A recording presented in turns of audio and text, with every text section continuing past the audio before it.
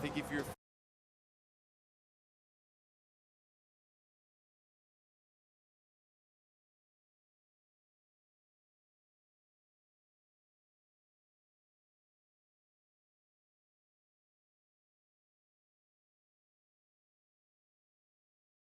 well, you come back into this area, Blank. Sure, with the noise-cancelling headphones, they might not be hearing it, but I tell you what, they can feel it. The vibration. I know the floor is trembling under my feet, so it'll be the same down there on the stage for our players. And if you're trying to instantly snap back into that tournament-winning mindset after a few days off with all this going on, it might take a game to try and lock back in. Yeah. I don't like that, though, from Aurora. Because you can scout that a lot easier just by sending over towards the beachhead, having a look over towards Lighthouse and be like, okay, there's a guy up there waiting, try and check the girders. I always think it's an odd maneuver to try and just send someone, slingshot them across, and it's like, well, we know there's someone across there though, but you also just lost a player.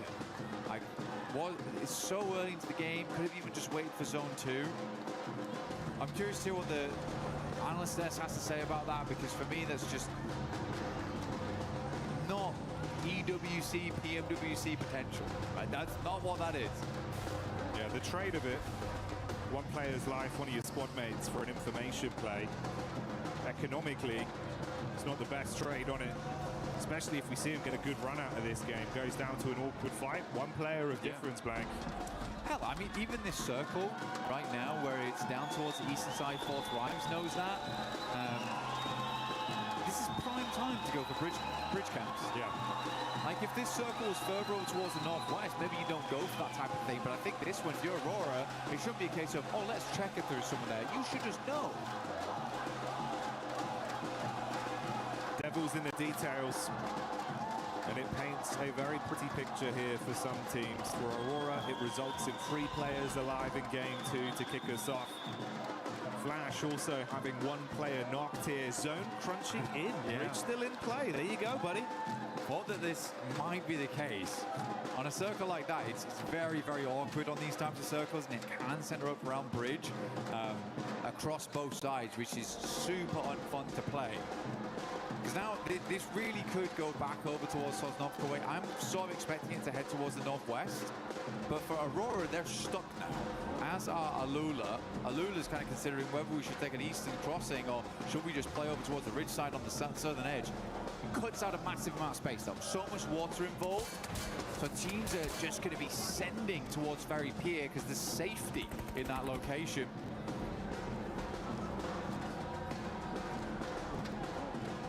Vitality did thunderfoot their way down from Stolber quite quickly, so you can see there amongst the rest of the pack, everyone else attempting to forge a path into the zone, knowing that play space will be very limited with a decent chunk of it cut out by the water and that bridge dividing either team from each other. The only 2 squads on the island right now are Alula and Aurora. We've got E-Arena on screen now. This is the POV of Joker. Tianba though, taking the scrap towards OG. Wizgod being hit very heavy. Trying to stay behind the trees, bro. Luckily still alive. Yeah, great zigzag. Able to stay out of dodge there for a second. I think he's very close to going down. AKOP actually challenging this.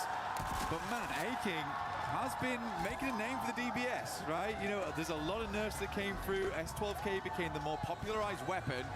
Despite that, though, A-King is consistently winning these trades with it. He's bringing it back in fashion. Seems like the knife. Another one falls. An orangutan. It all goes down to just Aru. Trapped behind the bike sheds and laid out by E-Arena. E-Arena able to remove them. Stepped up to the plate, but not worthy to sit around here with E-Arena, unfortunately. Some good shots at the start there, but had to crumble slightly. Tony K came in like a demon, though, from the sidelines. I think Wizgod was not expecting him to be so up close and personal.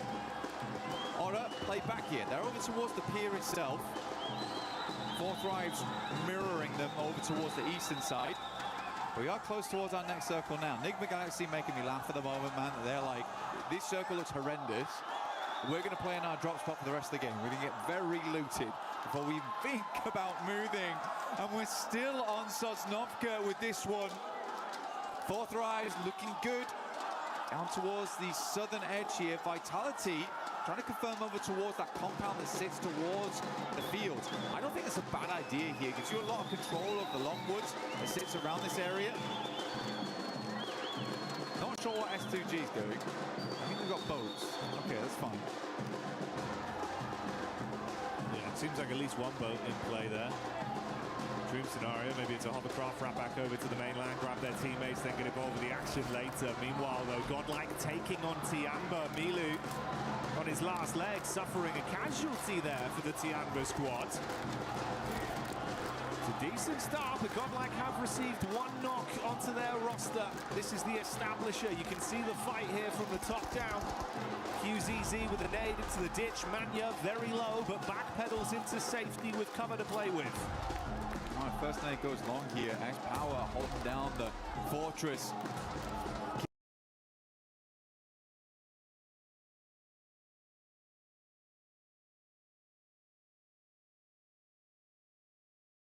Bridge pulled up. Takes a fair bit of damage here, but he's refusing to move. Manya will reinforce the front gates. Actually goes for a swing by, try and get some information on that. So Eagle's going to move around, understanding the position has been compromised.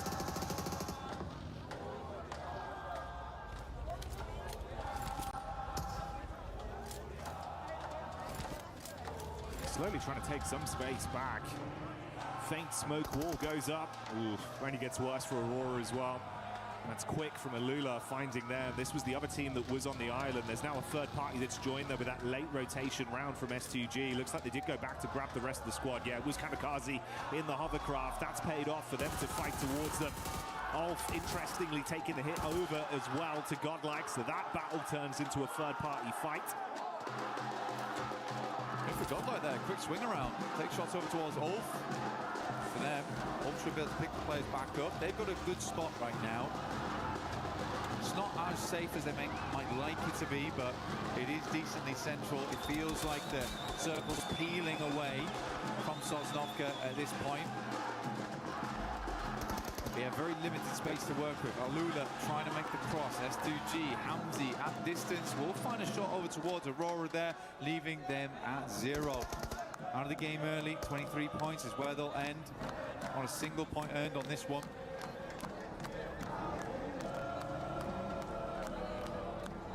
So a great start on Rondo, but a bit of taste left in their mouths off the back of the Erangel performance. But these guys have been playing the same game. I think it's the first time they've been inside the circle since the beginning. How does their entry work, actually? Matt, how are we still on the bridge? Yeah, this is kind of unreal. At some point, I thought we'd move. Yeah, we're still here. I mean, Sosnovka's still in as well. I cannot believe this. Alula also took another casualty from S2G on the backside, so they've called it quits and actually rushed over the bridge now into the mainland. Yeah, but that's only a trio blank. Damage onto Yasser as well. Oh, Enigma Galaxy might try and trade up. They're just in. They're just in. They're absolutely playing a different game at the moment. I mean, I'm glad finally there's some shots that go towards them now. It's just such a wild play from Enigma Galaxy. Coop's taking a hell of a lot of damage. They'll slowly careen it back in towards his team. And lock it down. They have lost one off the back of that. Vehicles are smoking, flaming. Flashes dash with going on. I mean, that's 3 eliminations potential there for them, but they're worried about these sightlines to the side. Furia. Ooh. Go on. Give it some welly.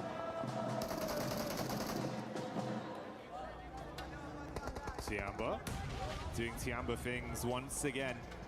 Tony K low on HP on the top floor, upside in the attic. Looking for an angle here, but Falak with the distant shot claps back onto Eagle.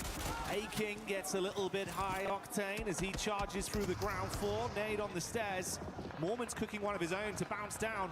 Godlike getting involved with the fight. That's Manya just outside the window. Big Papa Pump in his hands. So many teams crunching in. Okay, good Molotov here, but really good timing from Godlike as they move into this one, just leaving Aching alive here for Tiamba. E-Arena on the upstairs with the 4v2v1. Really good stuff. I mean, this is a good entry point coming through for Godlike, and they understand if they can get rid of two teams, they're going to be opening up a lot of space down here. Edmino, still at high HP count, but Manya finally does fall here to a nade from Mormon. Tiamba goes down.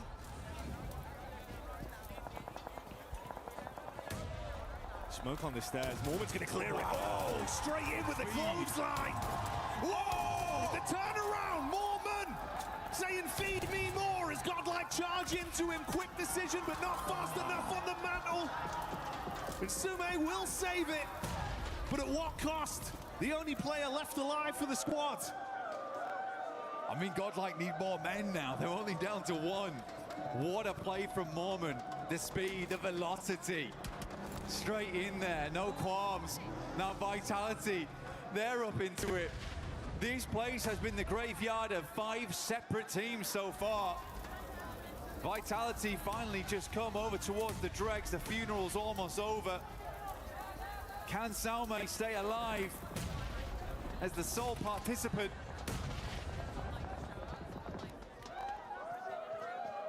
The Vitality a victim from the top floor. Or will they just be signing their death warrants on entry? Axel being shot in the back.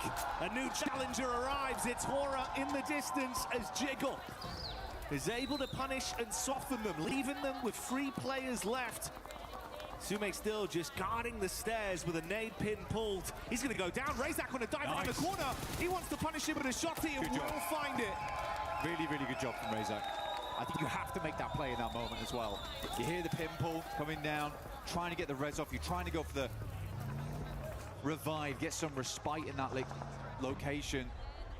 So Razak goes for the risky play to keep them up as 4, understanding they'll need that amount of players to push through the next couple of compounds. They got Aura in front of them and Forthright after that. Alula down towards the south side. Circle finally moved away. Still a lot of water on this one. Beachhead as well. Ida, as well as Ulf, now going at it. Play from Ulf downstairs is knocked. They have 4 players up though right now. This is very easy to recover from. Well, it should be. Whoa, you run straight into that one. Catching the as Ida try and clap back. It's good damage, but such an awkward setup between both of them. Casualties on either side. Scarface looking to go for the pickup play. Meanwhile, outside, Emre charging round with the SMG and denied out by Nongshim Red Force. Tizzy takes that one. Nongshim could push this pretty quickly. Ulf is not looking too good right now. Neither is Vitality. Flipping into action. They lose a vehicle. Razy and Razak try and get the buggy through the window, but end up dismantling through normally. That was a speedy rotate. I like that. You know, cut your losses. Moving through Aura as well as Fourth Rise is going to be hard, and eventually you get third party by one of them. You hear the engagement happening on the north. You send it. Now Wolf is in a very tricky spot. Cut between 2 strong teams in Nongshim as well as Vitality. Quick decisions and shades of the Vitality that we were so impressed by prior. Once again, back on our screens, it's only the 1 elim they've been able to garner so far. But they are licking their lips at the prospect of so much more.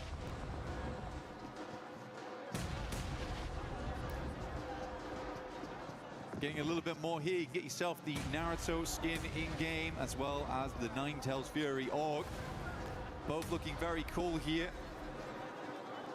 Ulf's going to hopefully have to drop a substitution jutsu here to try and get out of this one, because it is going to be hard. Vitality, Razy, Razak move up. Quick shots over towards Souls. He tries to move around the corner. Nongshim still in play. They're the ones getting the most of the damage, though. Federales at least will confirm one. Quick switch around the side. Denying some of the sight lines. As Ulf does go down. Vitality, though, they've been hugging the wall so far. Not allowing a single moment for Nongshim Red Force to try and challenge that spot. Razak, though, what are you doing? Testing the waters, a little bit hot. Yeah, I did not like the feeling of that one.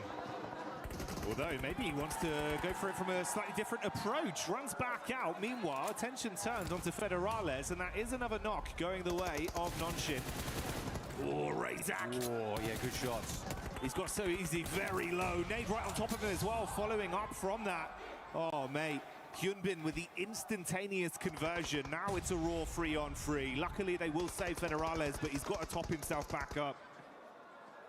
I mean, Razak understood the idea. Now tries to get up towards the wall, create a different angle to deal with. Nongchin was quick to it. Hyunbin pushing up right now. It's a little bit close for comfort here. But I think they know they want to get rid of this guy sooner rather than later, but he has pulled these kind of antics before, getting a little too aggressive without the help of the rest of the team. So easy goes down the back lines as Flash starts to move on through. Tizzy tries his might, rapid shots coming out, but not enough to finish Vitality. The end of Nongshim Red Force, but it does leave Vitality slightly weakened.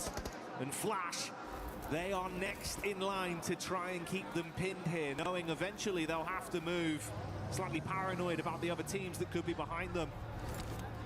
Blue is ushering Vitality forward, swinging in on the same angle as Flash. How will they make this work? S2G, you were right. You were actually right. They had two hovercrafts in play. Being able to keep both of these alive all the way through to this end game is giving them a lot of pressure. Loss isn't quite able to get it up though. And the hovercraft is stuck on the side. Yeah, just about. We'll take it. I mean, that, they're just letting it happen. Come on, bit more gas. Got to give it some welly. His teammate's taking a fair bit of damage, but with added armor of these big hovercrafts in play. If you say like this, man, if you can get them into the zone, there could be a lot you could do with it late game. I'm surprised the Lula have been able to guard this for so long, make it look uncomfortable. Nade after nade as well, just trying to soften them up. Vitality do move over to the side. They're looking down over towards fourth rise. The shots are pouring in. S2G, they brought repair kits as well with them. But the blowtorch in play, I mean, that's bold. On fire. Get out. Balak down. Aura, no fear. Drops them all up top side. Looks fairly decent on that one. Airburst are slightly too far.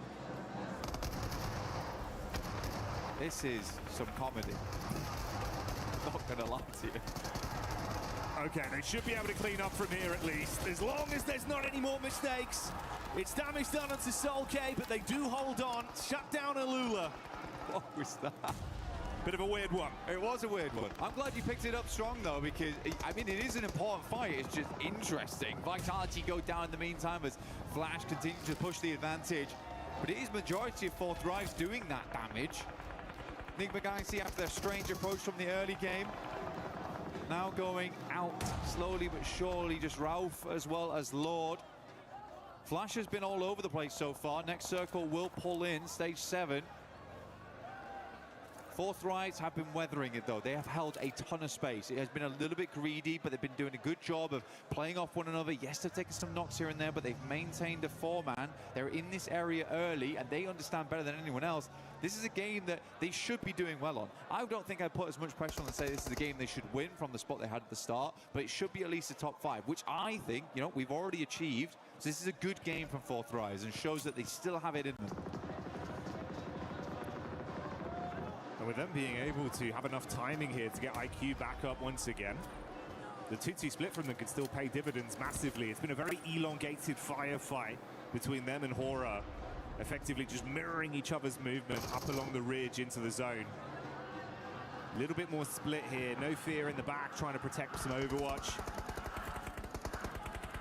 Right above you in the building as well. Meanwhile, that's an engagement over onto Enigma Galaxy. S2G, after moving in and cleaning out Alula, they head center zone, and they find the final blow there. Goodbye, Enigma Galaxy. S2G stealing points here, there, and everywhere. Do we have to call this play the kamikaze from now on, where S2G just launch him out like a rocket to center circle and leave him there on his own? He loves it. This is the kamikaze. This is crazy stuff. The rest of S2G trying to regroup with him, but it's not likely. Kamikaze in play right now. The other hovercraft does go down, not really any other vehicles. Might need to regroup, pick it back up again, but Kamikaze, he's going to hold that spot. He's bunted the flag, the S2G flag. T24 goes down, jiggle around the side. Oh, Sleepy. Top side of the stairs, but you can't weather the storm as 4 Fribes arrives and the brain of the operation kicks in the brawn. The shotgun does damage. Falak there in the back line to assist, but no fear. Charging up. He's going to play on the edge, wants to run in now with the timing, see if he can shut them down. Falak charges back, can't do it. No fear, holds on. Quick switch to the primary. Gets himself onto an off angle. With one more play, if he can shut down IQ, he can take out 4 Fribes, and that's how he does it. No fear from Hora, stands on. Absolutely not frightened in the slightest as he moves downstairs, pushes up into the dark, and 4 Fribes will fall. Win up against the world right now. DPS at distance, he's fighting all of them, but S2G falling in the meanwhile. No fear, there's a possibility of winning this if he wants to push out right now. Get involved in the action. Everyone's weakened. Doesn't have all the info we do right now. He's going to top himself back up, play the slow game. That's Flash. Losing their last man there with Kamikaze continuing to punish. Oh, a horrible spot. Tries to get the heal in. Kamikaze's got a single nade in the back pocket if he chooses to dash it. They've got clear vision now. Peppering the bullets. This is it. Pulls the pin, looking to cook. Let's see if he can land it. Kamikaze looking for it now, a bit of splash damage. But not that just there yet. Kamikaze keeps spraying the right location with the bullets, peppering the ground, picking up mud. Solke in the back lines. What's left out here? Quite an unfamiliar target. Solke will take down Tops, but Kamikaze is out and we're down to a 1 versus 1 versus 1. The outside contender in no fear. Solke looking at both angles. The battle of the solos to decide our second game chicken dinner. No fear already picking up that big clutch. He's amped up as an individual. Got a rough read on where he believes Solke can be stationed, tucked in behind this burnt out hovercraft. I don't think he knows. I think he knows there's a team in that general direction, but he does not know where No Fear is. Hamzy G finally goes down. I think No Fear has a rough idea that he's playing on this hovercraft, though. He has the information. Watching both of them. This would be an unbelievable double clutch up versus 4 Thrives into the last 2 teams. Zeus is just pushing forward. Instant spot, though, over towards No Fear. And now Zeus with all to do here. Flash, who had swept everyone aside. Solke, the last to fall potentially here versus Team Flash. Zeus, the lightning reactions for Flash have guaranteed them a 2nd place, but can he take it to 1st, or will Solke get it done for S2G? A smoke wall, giving him limited play space. That tree, the only protection for the peak for Flash.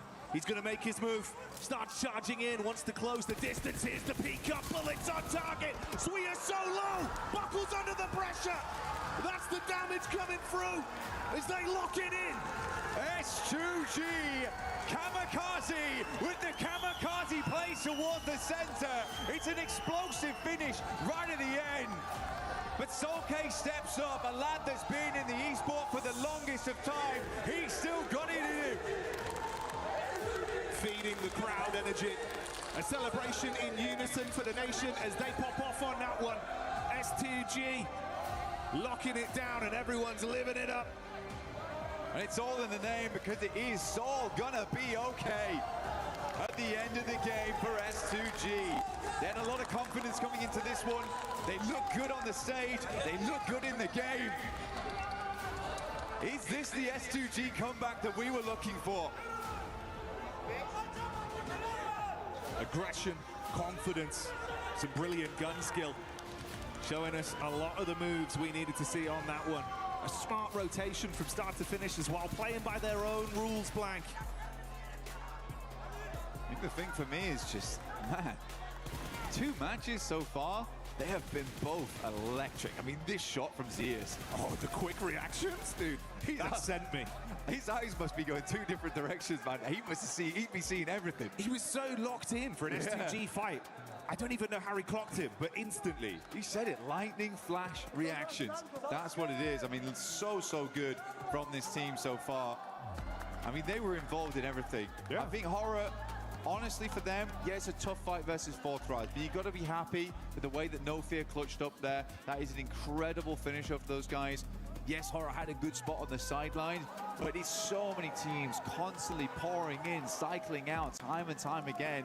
I don't think that was an easy game whatsoever. And you can feel it looks a little bit different with this lobby compared to what we had in isolation in groups, right? Yeah. Everyone's so much more quick to the punch, a lot more early contact. And it feels like sometimes we were seeing maybe a bit too much respect for the big dogs. Now everyone's playing on the same level. It feels like we're all on an equal footing here, and they're giving it their best. It really has changed the dynamic. But let's get down and hear from Kalaris himself on the stage about what they have to say. Thank you very much, Jackie. Yes, you can cut the tension with a knife here at the moment for our first two games. And I'm here with our winners from game one, of course, Ralph from Nigma Galaxy, to talk to about them. Some of the games that have happened so far. So let's talk about that first game, in that late game against Aurora there. What was your anticipation as a team? Did you think Aurora had maybe moved a little bit earlier? Or talk to me about the late game and what you guys were experiencing. I mean, we didn't really know. We didn't have much info. But we just played it slow. We took our fights that we need to take, and we just secured the win at the end. I mean, it looks good at the end, right? Of course, getting that many points off of a Rondo, not a bad start at all for a grand final like this. That second game, a bit harder, I think. Yeah, second game was a bit harder. I mean, we have a team hot dropping us, but they're scared to fight. I don't know, they're camping. So we'll see next games what they do. I was going to say, were you surprised by that? Because it was in the back, we were a little surprised that they were going to come your way. As we've talked about multiple times, it's your territory. So what are they doing? They know we won't change, so they're just wasting their time. And they're coming to fight, but they don't want to fight. So I'm really confused right now. All right, well, thank you very much for joining me here, Ralph. You heard it out there. Ida, he's got his eyes on you. My name's Blank, and I've had 4 coffees, and I'm testing my reaction time right now. I'm Hot Jukes. I just had a massage. And this is my reaction time. Let's get it.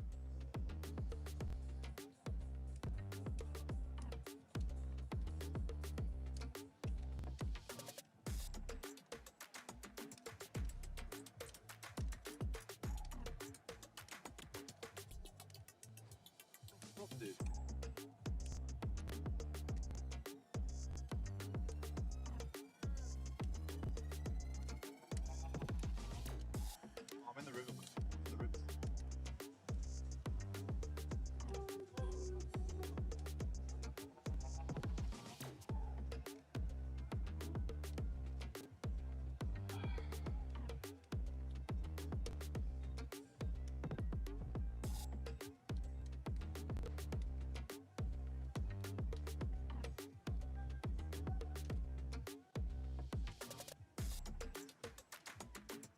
Yes, my reaction score is pretty damn good. I actually don't think it has something to do with anything else or anything like that. But what about you, Jukes?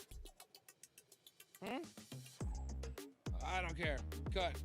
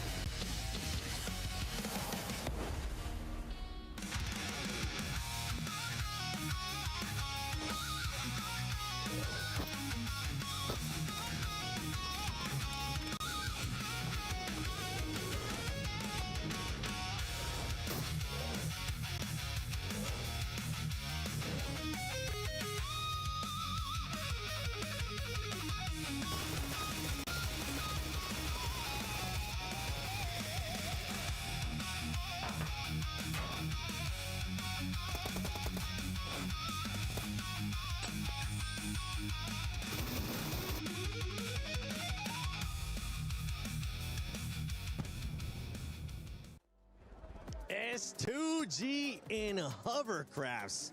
That is like white on rice right now, because my goodness, what a performance out of that squad. Before we break down that second match here in finals, don't forget that we do have the fan experience that you can check out here at EWC. Make sure you go check it out. You can check out the new mode, Brain Rot Royale. Check out the collaboration right now the PUBG Mobile is doing with Naruto, and so much more. And you can win some really cool shirts, which actually we've been wearing them. Not right now. I think Jukes does have one on, but you'll be able to check out so much stuff. Yeah, check out that still Brain Rot. I mean, Brain Rot Royale. I've been playing it. I think I got to level 7. I've seen people being able to get to level 11.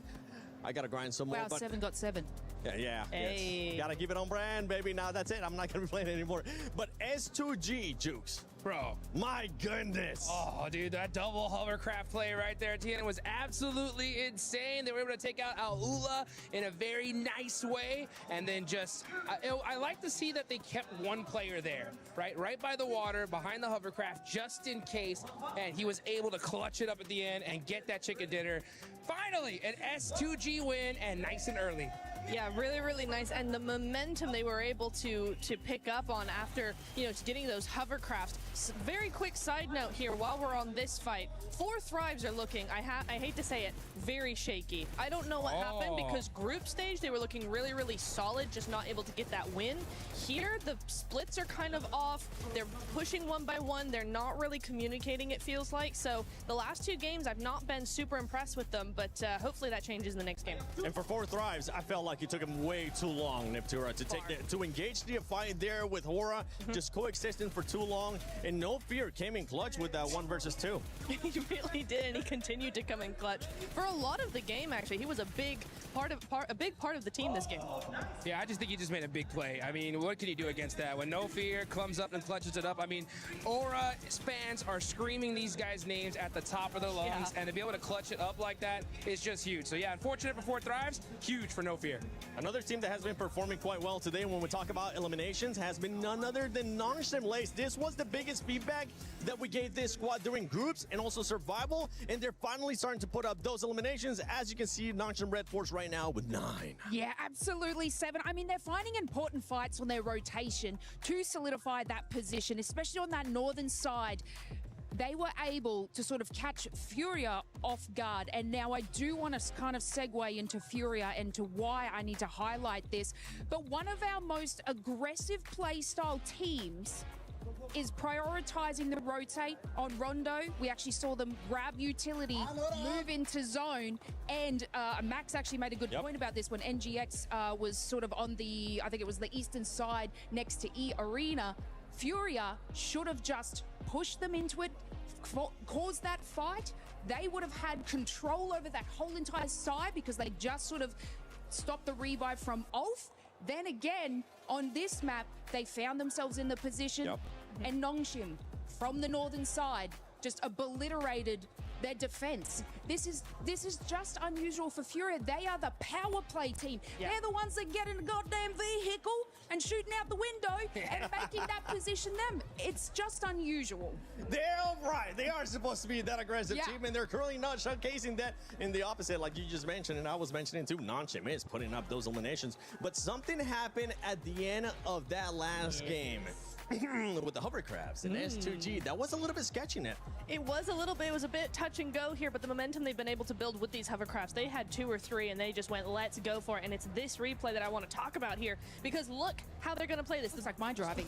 First of all, Secondly, look how they take that first hovercraft and they deny the sightlines of Aula, right? They separate them one by one. They can no longer play as a duo. They try and get as many of those sightlines abolished as possible with those hovercrafts. And to be honest, S2G with those hovercrafts have been actually insane. It feels like because they take more damage to explode, and they have it's just a tank, and so they are able to just run with it. They were making crazy rotations from the very beginning of the game. They had those positions on the rocks in the middle of the water, which are normally inaccessible, but having 2 hovercrafts, I wonder if other teams are going to start picking up on that, because that was an insane game from S2G. I mean, we've seen it happen in the past too, and you just sounded like Max there for a second. I was going to have to double check to make sure it was Michael Natura Jackson or if it was Maxman, but we're looking at the overall ranking here. Enigma Galaxy is currently in first place with those 26 points. Aurora, top.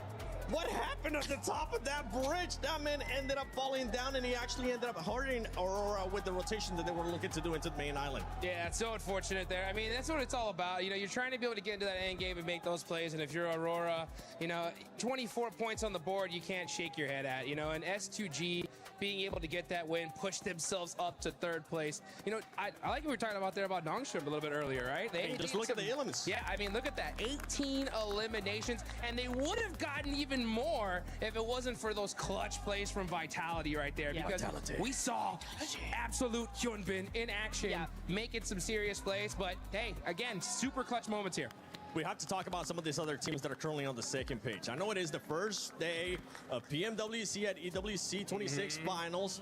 It's only 2 games, but there is some things that we're starting to notice here, especially with 4 Thrives, the passengers that you were kind of talking about earlier, Neptura, as well as OG. OG needs to start being a little bit more aggressive and making sure that they look a bit more cohesive when you are being aggressive, because they were pushing one by one. It seems like a chicken without its head. Yeah, it really did, and also they're losing players very, very early on. I think we've had that in both games now, where they're at least losing at least 1 or 2 of their players. Godlike have had a better opportunity to keep their players alive. They've been split up a little bit more. They've been using a little bit more of the zone, but it's just when they actually get down to the fight towards the end game, that's where they start to falter, and that's why we're not seeing those strategies convert into points. So that's what we need to see there. And India, if I have learned anything about OG, it is they need their 3rd game. So don't count them out yet. I've learned my lesson.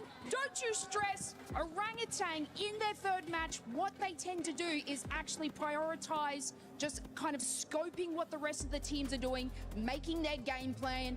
Game 3, 4 is where they set their sights on fire. Oh, I like that one. Now this is the group of death. Woo! This is the group of death, and this does feel like a finals right now with the way that some of these teams are playing. One man that I know is happy because he ended up picking that team that was in the top 3 here, none other than Team Flash. Maxman is looking to make sure he reverses curse. So let's send it over to Maxman in Calaris.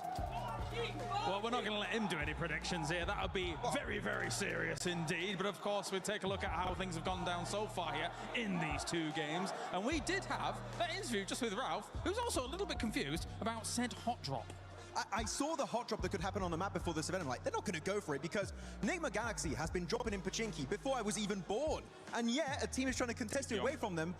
And as he said, they're going for the hot drop, but they're not fighting and very confused. And they just see the loot truck pass by like, oh, my P90. No P90. Oh. So, Ida, I might want to change that because it's not helping you out. I think it's going to be difficult for them to go up against that, but we will see if it continues. Ralph is also a little bit confused. Let's pivot kind of where we're at here as well. They've already alluded to it on the desk and how things have gone down so far for S2G, but just masterful control of the double hovercraft, some crazy plays, and the send out of Kamikaze to be able to make that work.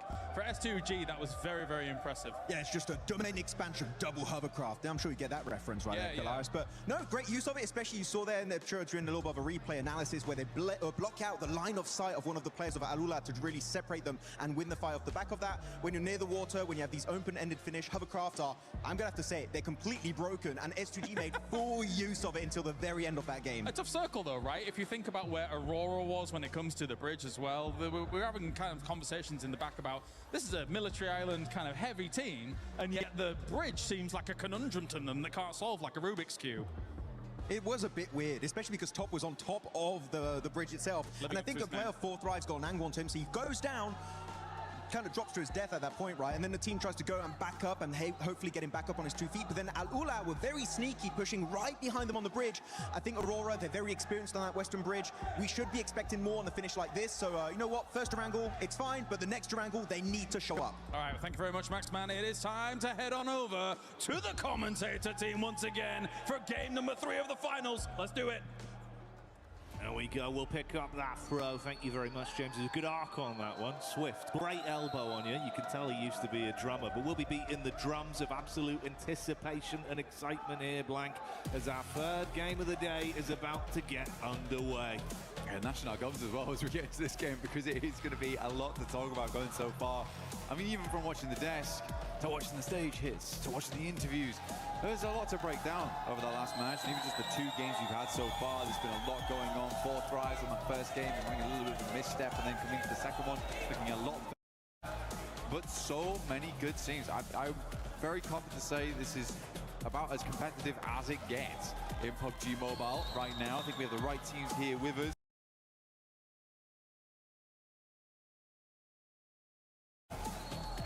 We go into our third shooting range game. Like you said before, looked a little bit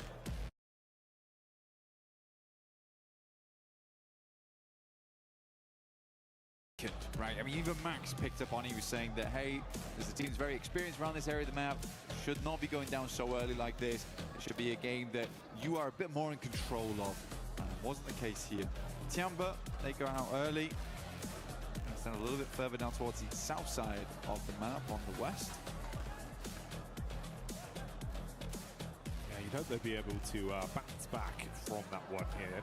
Obviously, it was a nice start on game one, but that didn't really translate over. Has meant there was a little bit more fluctuation in the standings, obviously for Tiamba as well. Far quieter, it was 16 eliminations on their opening game of Rondo, only 2 added to that count. See Milu still living his movie though in terms of individual plays, as he was popping off on Rondo. It was a big piece of the team. I do wonder if we'll have something early here from Aura and Aurora. And where's that zone going to go? We've had some wacky zones this LAN. It's been kind of crazy. Yeah, most circles have just been very strange so far, very awkward to play.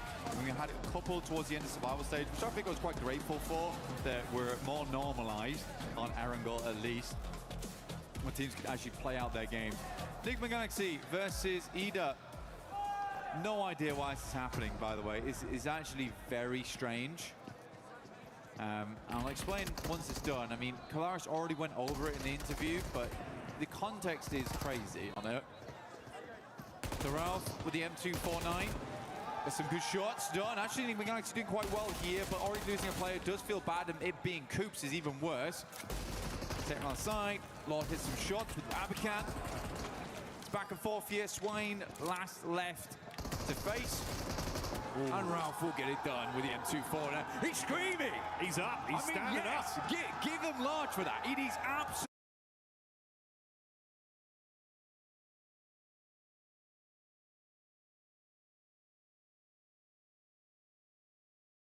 insane that they continue to come here. For context, Enigma Galaxy has dropped in this location for years upon years upon years, and they say it every time.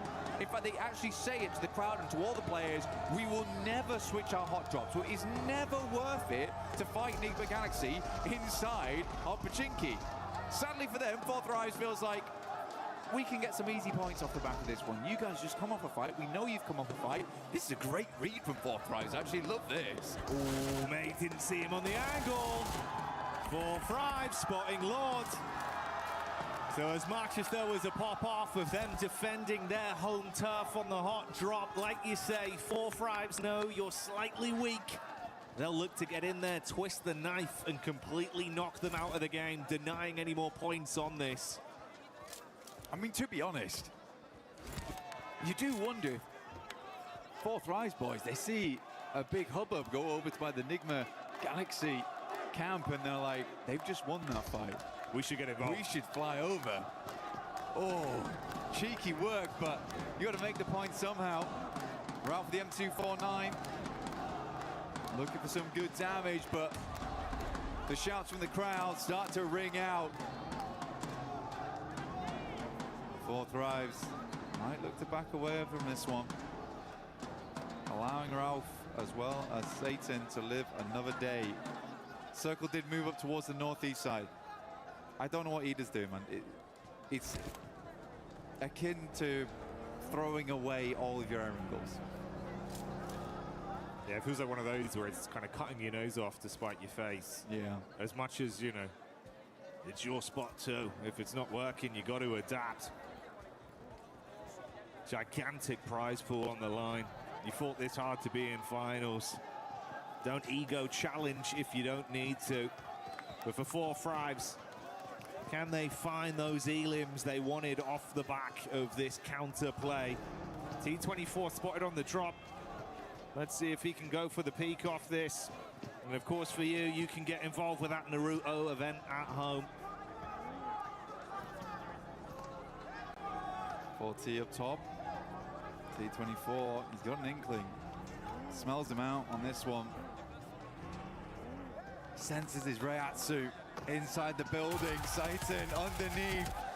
Ooh, slightly slow on the timing there, and T24 tries to use the DBS. He's swinging around in circles. Satan's not sure where to look on this. The rest of Fourth Rise will come into hold. Finds the first. Takes more damage though. Ralph is nowhere nearby to help. Drops him down to 1. And it's an easy revive here on T24 inside the building. Church held. Then get the revive back on T24. And Ralph's just had to stay, man. It's where he's been for so long. You'd be furious. Yeah, you'd be fuming. You win it twice. You win the hot drop twice back to back. It happens again, it costs you a game. And not even because of them. Yeah. Oh. Well, that's the thing, it just comes back to haunt you, right? Here we go, this is the full replay on it, so you get all the action. Oh, mate, it's carnage from the start. Obviously, we had Coops go down early, and like you say, they pop off to win it. We saw the celebration from Ralph literally sending a message live in the event. Live in the flesh, said it with his chest. They deserve the drop spot, but Ida don't want to give it up, and it's just really making it uncomfortable for both of those teams to get anything in these games. It's the best Enigma Galaxy's looked in a long time as well. I think that's the saddest thing about it, and now it's happened in finals. And it's happened so frequently in the past as well, where Enigma Galaxy's just got to challenge another team for their drop spot. It's not guaranteed theirs for sure, but they've held it the entire tournament. Come on, guys. No fear getting ran down by Aurora, as Top will find him on the move. Fourth Rives did peace out, going slightly deeper into the zone to do a bit of loot, and obviously wasting a decent amount of time on that as well for the elim they were able to garner. Vitality down towards the southwest, started in Kameshki style, but this time we're seeing him over towards Gatka, but they grabbed themselves the loot truck. Fiend as much as they can out from there. Circle up towards that north side, split between the lake, Yasnaya on the south side, on School, as well as Severny, shooting range area. Tiamba tighten it in with E-Arena, Aurora, Godlike. Salme currently holding down the gas station, pops up tire. He can't come through here for repairs.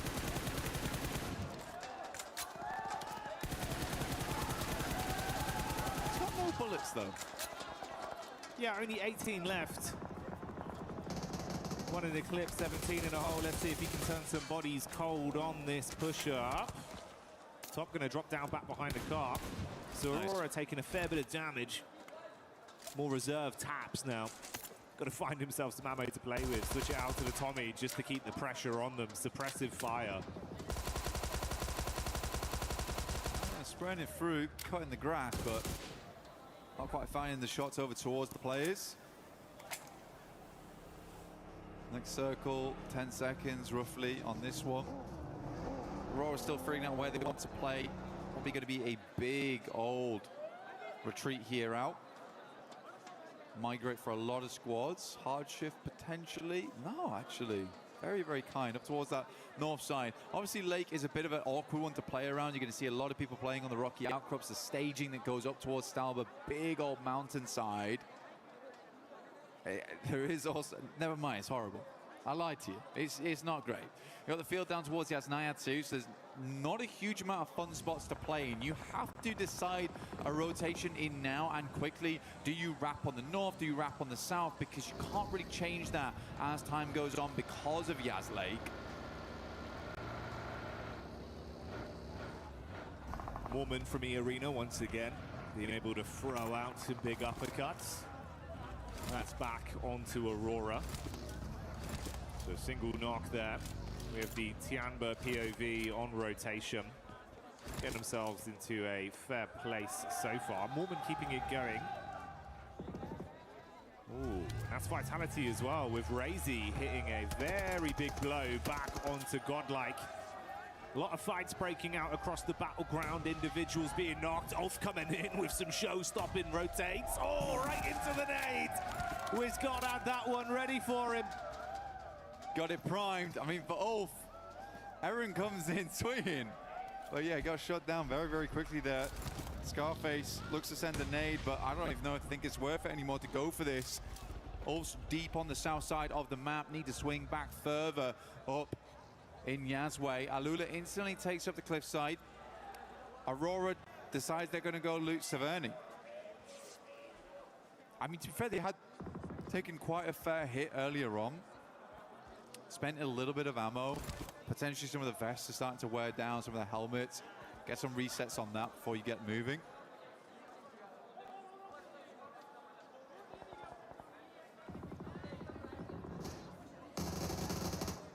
Tiamba tackling against the Vitality Killer Bees once more. And it's Milu that's already showing that consistent form. Putting himself up to 10 elims on the day, I believe, then after that. Nice start for the first 3 games. Milu keeping it a little bit quiet, though. Now playing a little bit of a split on this one. They've got Eagle a little bit further forward, perched up. Over towards Aura. Very much slowing down now at the halfway portion, Jackie. Trying to maintain some of that lead because some teams have struck out in a big way. I mean, Enigma Galaxy absolutely 30 points right now. Aurora at 26. They were able to earn 3 after that last game. In the first, I think they got 23 on that one. So last game was a bit of a dud. Hope they can find more of this one. Centers up over towards Tiamba as well as Aura. So those 2 compounds there are going to be a really big deal. Aura actually has the high ground on this one, the plateau that surrounds them. Very nice to be able to take shots out towards teams as they push on in. Sadly, Alula's much more high ground spot gets pulled off. So you're going to have to move over towards that western side. Yasser pulled away. Let's move for 4th Thrives, though, Jackie. This is good. 4th Thrives still looking pretty nice in some of the encounters we've seen individually. Another roster we know that could be very explosive. Let's see if they can bring the boom on this one straight up towards the setup from Alula. Quick on top. Got a pump action in the back pocket ready for it if they can close the gap. Bit of overwatch from R3B on the top side with Claws relatively close to assist. Fast reactions onto the position of Falag, but the shot's not connecting. Falag taking a little bit of damage here, down to half. Claws as a nade, though. It's not the craziest of sends on this one. Good bounce on it, actually. That would have been on target if he hadn't moved. I mean, Falag just takes the time. Here's the arc on that one. So he doesn't want to have any part of it. Tough circle, though, man. Very, very tough circle. The majority of the center is taken up by that water. I actually do really like S2G's position. They're playing over towards those compounds that sit just a little bit east over towards the lake itself. Oh, sorry, the cliff face. You got flashed down towards those compounds, but S2G currently playing on that rocky outcrop on the northern side, just holding out teams on the south here. Tiamba's actually even going to crunch in towards that little bank.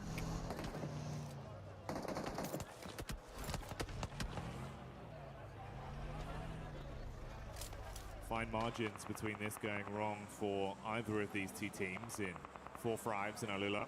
So not wanting to risk it too much. Meanwhile, OG crossing past the crosshairs of Nonshin Red Force with Zizzy taking the peak over the top. Got the heavy weaponry ready to rock them if they stay close by. And luckily they have at least been able to create some space between the 2. Double back over to the bridge where Rolf is stationed. Yeah, they know OG's in the area as well. See, Aaron struggled versus them earlier on his flying maneuver into the gas station. Tried to go for the movie entrance, but we went straight to credits instead.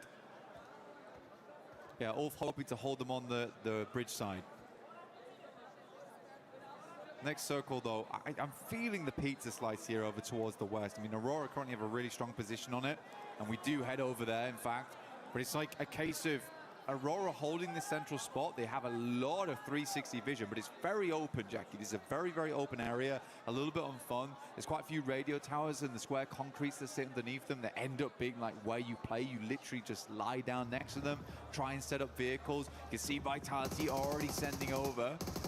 But this is quite a nice spot for Aurora. It's a tiny bit of hard cover, a little bit of a crescent lit behind them as well. Well, that's the last man for Enigma Galaxy, and Ralph trying to stay alive for as long as he can, but finally falls to S2G. S2G possibly being collapsed upon as well by 4 Thrives. They fall next. Yeah, good fight. Very good fight from 4 Thrives.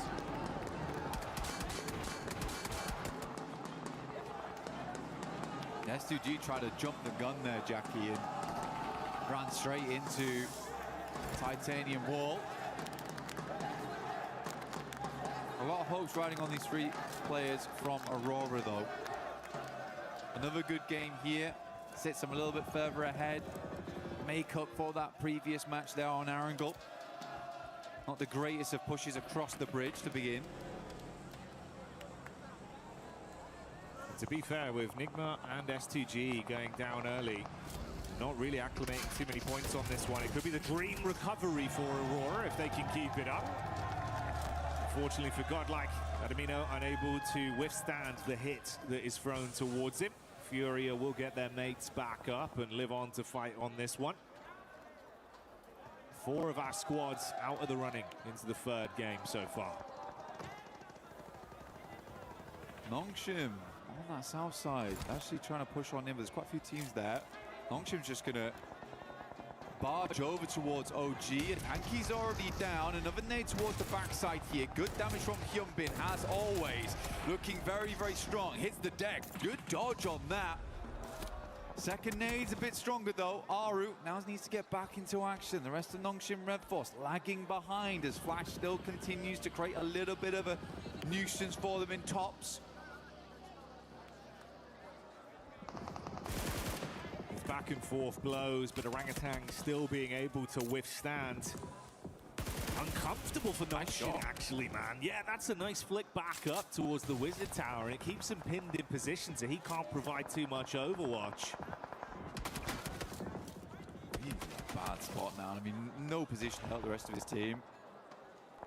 It's a cool side swipe coming through from tops as well. Caused so many problems on the back line there for Nongshim Red Force, just weren't quite quick enough. He's going to have an even deeper look into this one. He wants to get up close and personal, investigate. Potentially some more eliminations here left at the crime scene.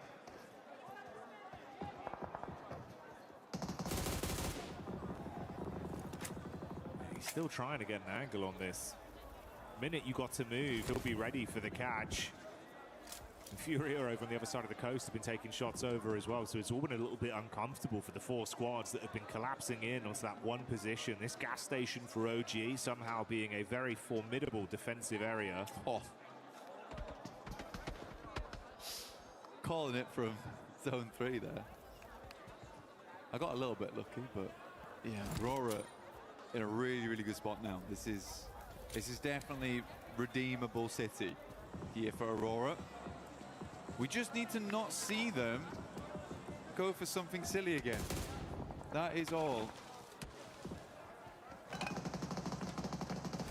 Yeah, just keep their cards close to their chest and be able to close this one out with some good plays. To be honest, mate, that is kind of the dream with what we saw off the back of this game with the other squads above them falling out early. It has presented that opportunity, and like you say, if they can grab it, you've recovered from that. We can all forget about game 2. Everything looks good for them, and they'd actually be on that podium spot in 1st place come the end of this game. But that's still in the future. Still a lot of other teams that could potentially look to upset them. So we'll stick with the narrative as it develops. This is their position right now. 4 Thrives going in against the arena. Doc looking to decimate some damage out, and he does hit nice. Good shot onto Falak. A little bit more they can do here. I like that, though. Good smoke. Over towards the rock side to kind of isolate this engagement between them and 4 Thrives in the arena on the northern edge. Makes a ton of sense to me as well. That vitality location is going to be a real problem for you. That's a long nade. Actually hits on target, great damage, and they just keep on pumping in. 4 thrives are out. But yeah, I mean, that's some massively long nades on that one. Just chaining them together as well, one after another, after another. They want to go in to grab the bits, drop the smoke, try and stay alive. Issue is you're now in a position where other teams can take shots onto you for free. Yeah. Good. I mean, Doc is holding on. He is holding on. I think he's got that mentality where it's like, well, I'm sorry guys, I ran out that time. I will play anchor for the rest of the day, and I will keep you lads safe. It's a good shot over towards Silence. The rest of Fury, you need to re-angle over towards it, but it takes a gun away from that western side. But Aurora had to do that. They had to push over towards 4 thrives. They knew that it's not likely in the near future they're going to be getting many more death crates, and they need that util. They need that ammo to carry on inside of this match. Tiamba, though, looming off in the wings. Had to restock and get themselves ready for what's yet to come. Tiamba, they've been doing a pretty effective job of harassing a lot of our other squads from distance as well throughout the past couple minutes, keeping pressure on them. Playing a little bit safer here in their setup. Window peak with good eye line onto some of the other teams. Scarface on the long wrap around back up the coastal ridge over towards the bridge side, going to be coming in from the back near Vitality and Flash. This is his angle on the move. Ooh, spotted out. Starting to lose his HP bit by bit. Got to drop down to the deck and hope that he can hold on. Kind of unsure how he's lived this long. I mean, Tops has got to know someone's mover here, the pitter-patter of the footfall. Close the distance. Scarface is instead just going to go for the heel. Tops pulls the pin. He should know. It should be right on the edge of the blue here. Good air burst will do the trick. Ruins the amount of healing that came through there. Aura from the sidelines, though, will get sleepy and over towards Bose. Top, though, is the one to refrag over towards that. Tiamba aching moving forward. Gets behind that radio tower. This is a good spot to aggress over towards Aurora on. But more importantly, hold out on the southeast side. Good nades again. Goodness me, Aurora's having none of it. You feel the base on that one. More coming as well. Airburst over the top side, trying to arc it round the corner. Ooh. Eagles crossing his fingers, hoping the smoke is enough to get the pickup play back on Aching to stay alive. I wonder if they're going to push this, Jackie. I mean, with a molly, you could. You get the spread on it, just try follow up off the back. You know they're weak. Oh, man. I think they just wanted to get the flush, at least, but not meant to be. That's a lot of nades invested there for basically nothing. Aking's going to send back one of his own. Now they're fully set up over here on the radio tower. From Molotovs, man, a bit more damage done. Chip damage from the nades should be good enough. So start to bombard now. They're splitting the difference on these ones. They know they have to go for one side, and it is over towards Dog. Survives the first blaster shrapnel and should survive the second. So many nades though. And Doc, although the shrapnel hits him in the face, he takes that peek and shuts one player down once again. 6 nades thrown out for no real follow-up from it. So it goes both ways for either of these two teams. Top with the instant adjustment back over onto E Arena. No, he's being collapsed upon from 2 sides between this team. Shreps now. Get the res on of E Arena. E Arena, you know, actually haven't been too bad. I think for the points they currently have, it's 19, but they've been consistently up towards at least the top 8 every game. Vitality still taking more shots here. Tiamba is the one to take down Tops. Tiamba's playing as a 4-man, and genuinely the way they weather the storm here versus Aurora, they have a place to play inside the circle going forward. More about dealing with the couple of players inside of that shack right there, and it's hard to line up those nades past the side. Always have that angle of Doc to worry about. He is so critical to his other 2 teammates living. Schweppes with a bit of a forward scout play in the buggy, reading onto it. QZZ was knocked towards the backside. Thing is, though, they've been here for so long and they've invested so many nades, so many bullets that they're starting to run dry and can't actually push out to get themselves anything. Availability of crates becoming an all-time premium. The longer this goes on, the worse it gets for Tiamba. Yeah, they needed a break, honestly, and that break was going to come in, be able to get those shots, get those nades over towards Aurora. E-Arena making a massive swing. Mormon's got 5 nades to play around with too. QZZ finds shots over towards Vitality. They are trying to stop 2 teams from squeezing them together. But this is a good play. This is actually a good play. It's a desperation play, but it's one that's very much needed for Tiamba right now as A-King moves in. Razak last step alive. Where's the rest of the team? QZZ moves up. How is Razak living this? Oh, this is unbelievable. Razak raising hell amidst the chaos as he stands strong to punish back. Vitality looked like it was all said and done, but they pop off on that one against Tiamba's clash in, knowing they needed to shut them down to get themselves any sort of ammunition, any kind of supplies to play on. And it does not work how they wanted. Wild stuff. The arena now. Send some nades in. Zol's the first to fall off the back of that. They have just played this game nice and slow from that northern side, trying not to get too involved in things. They've been saving up these nades for that end game. Mormon will move in and just completely cleans them out. This guy's been unbelievable with the S12K today.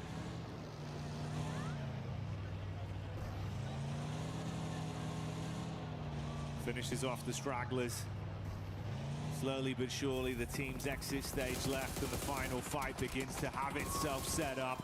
Furia coming back in with some of that firepower we had seen prior. Good damage onto E-Arena. It's Tony K that's knocked behind the hard cover. Joker looks to wrap over to see if he can save his mate and put them back into an equal situation. 3 versus 4 right now. Schweppes warding off Ayala. Igor's Mormon still coming out strong. He wants more on the game, and they are delivering. Igor's down, big player on the squad. Now it's time for the likes of Ayala as well as Chief to stand up tall.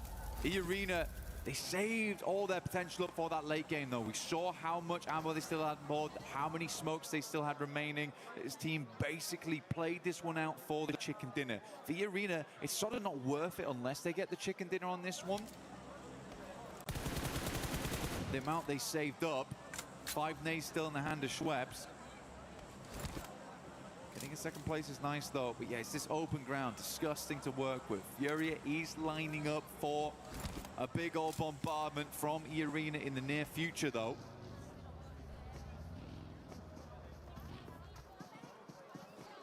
Does he go down, man? It's kind of so brutal because he really has been this pop-off player for the team.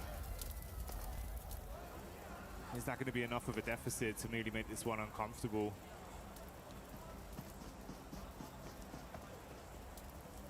Igor, he's just providing all the information back all the time.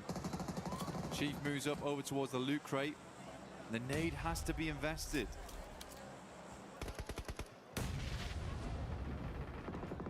Oh, man, don't use that on that. Yeah, good. I was thinking that he was going to send it over towards Igor's.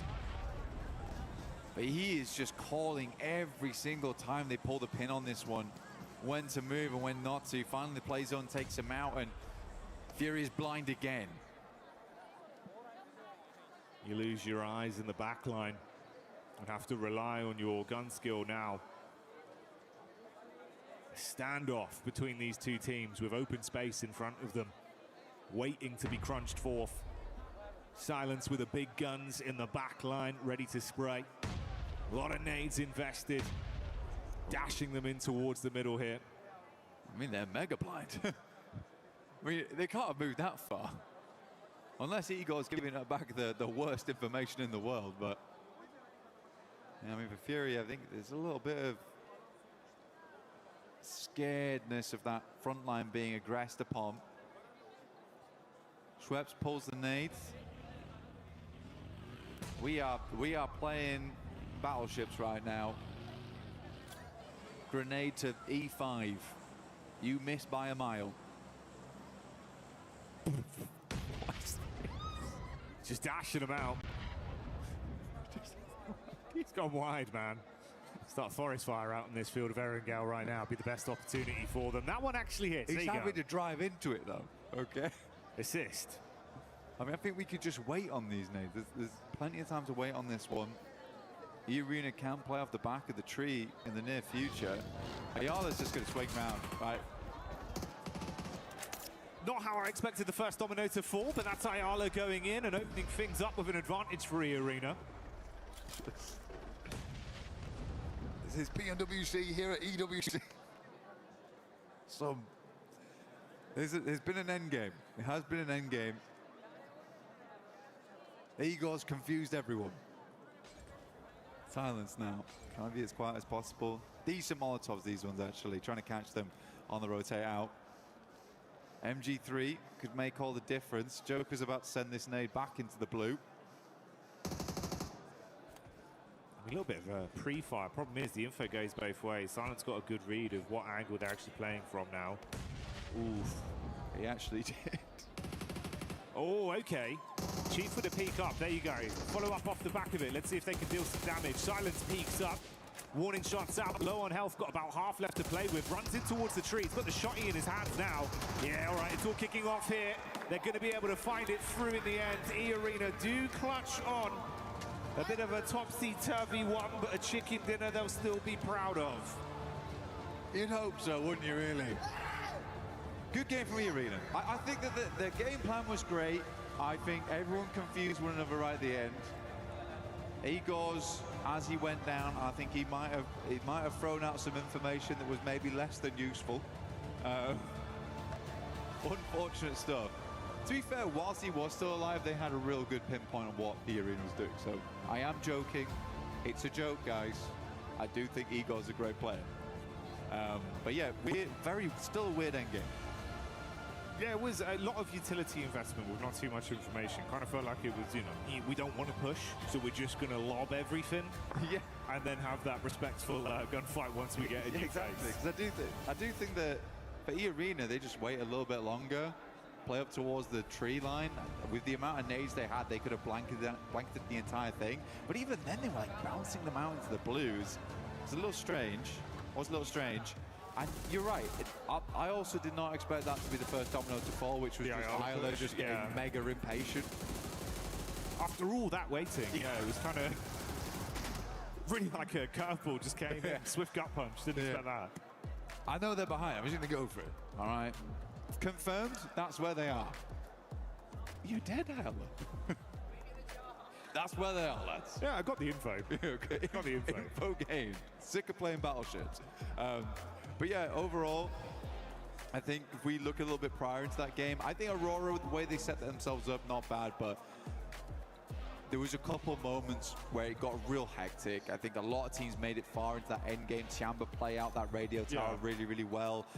Even I think Tiamba's decision-making does require bringing up a little bit. The fact that they decided to push over towards Vitality in that moment, the play almost works, but the speed at which they do it, like, we're getting crunched right now, we have to just fly over towards this team and take them out. They have no qualms about just fully going for it. I really like that, and I think that that's the type of play style that's going to win you games more often than it loses them.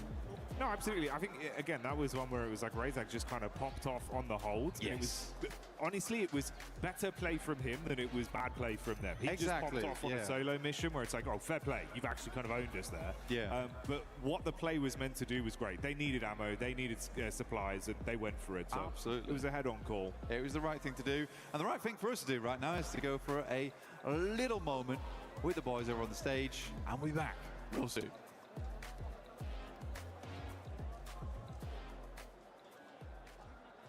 Powers here at PMWC 26, joined by John Allen, Kalaris, and Neptura, and we're playing a round of Hot Drop Dance. Ooh, we're going to be getting stuck into the board, hopefully. Maybe not for some. Some are having a bit of trouble during practice, but we're going to be taking some shots at the board. The person with the least score is going to have to give their hot take, so let's jump into it. You guys, I think you two have to go first. I think we get Nep up there first. Let's get Nep's in a prime position for this. I feel like I'm in the danger zone, but let's see. Get ready to dodge.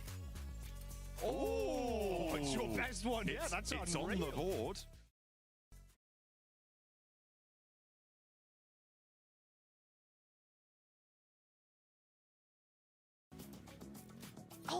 Ooh, a double 17. It's a triple 17. It's a triple one. I don't.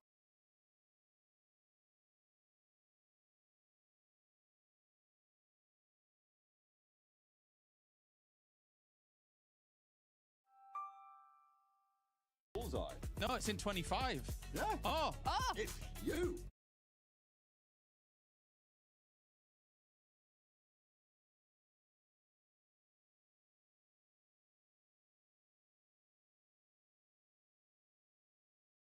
Yeah. Oh. Oh. It's you.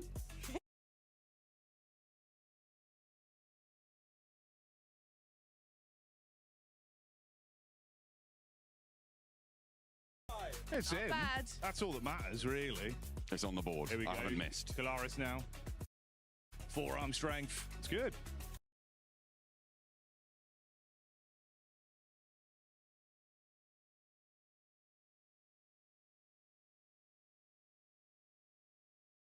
Ooh.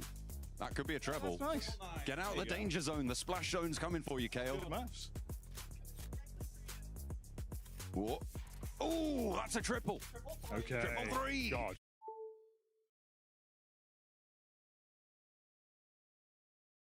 All right, here you go, mate. Take this. I'm pretty sure it's currently the lowest. Wait, no, it's not. I'm John's on a the 5. lowest. Yes, John's the lowest. Or is that a 2? It's a 5, I think. It's a 5. Oh, and that's a 2. That is a 2. I've been saved by the upside down It's true. version of my own Jackie, number. it's your turn. There you go.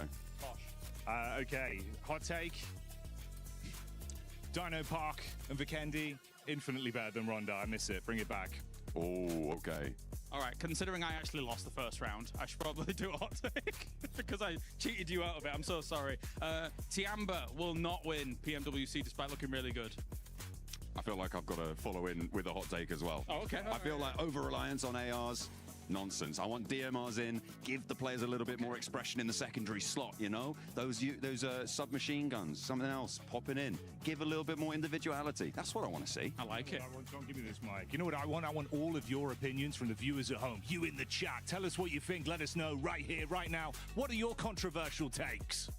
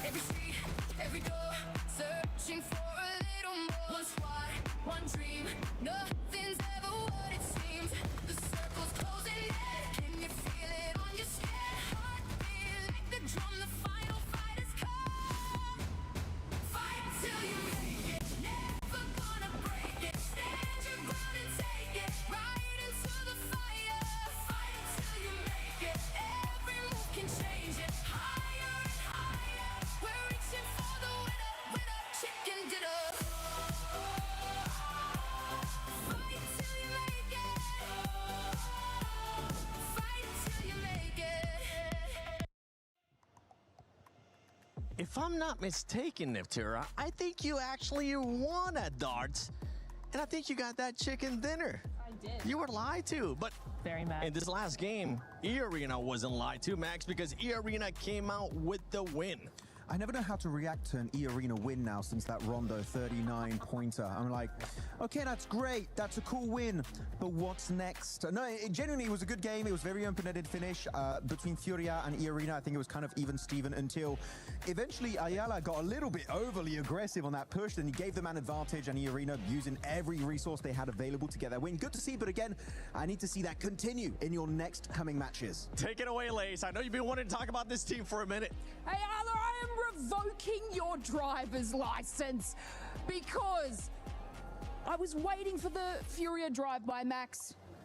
E-Arena, obviously, they deserved that win because of Furia and their driving and not taking that position early on. I mean, I liked the way that they sort of held out E-Arena early on in the map. Yeah. They had Silence kind of scouting Vitality's movements right down at the south side. So this was such a better play from them. They're actually defending and looking where other teams are sort of pushing into that position.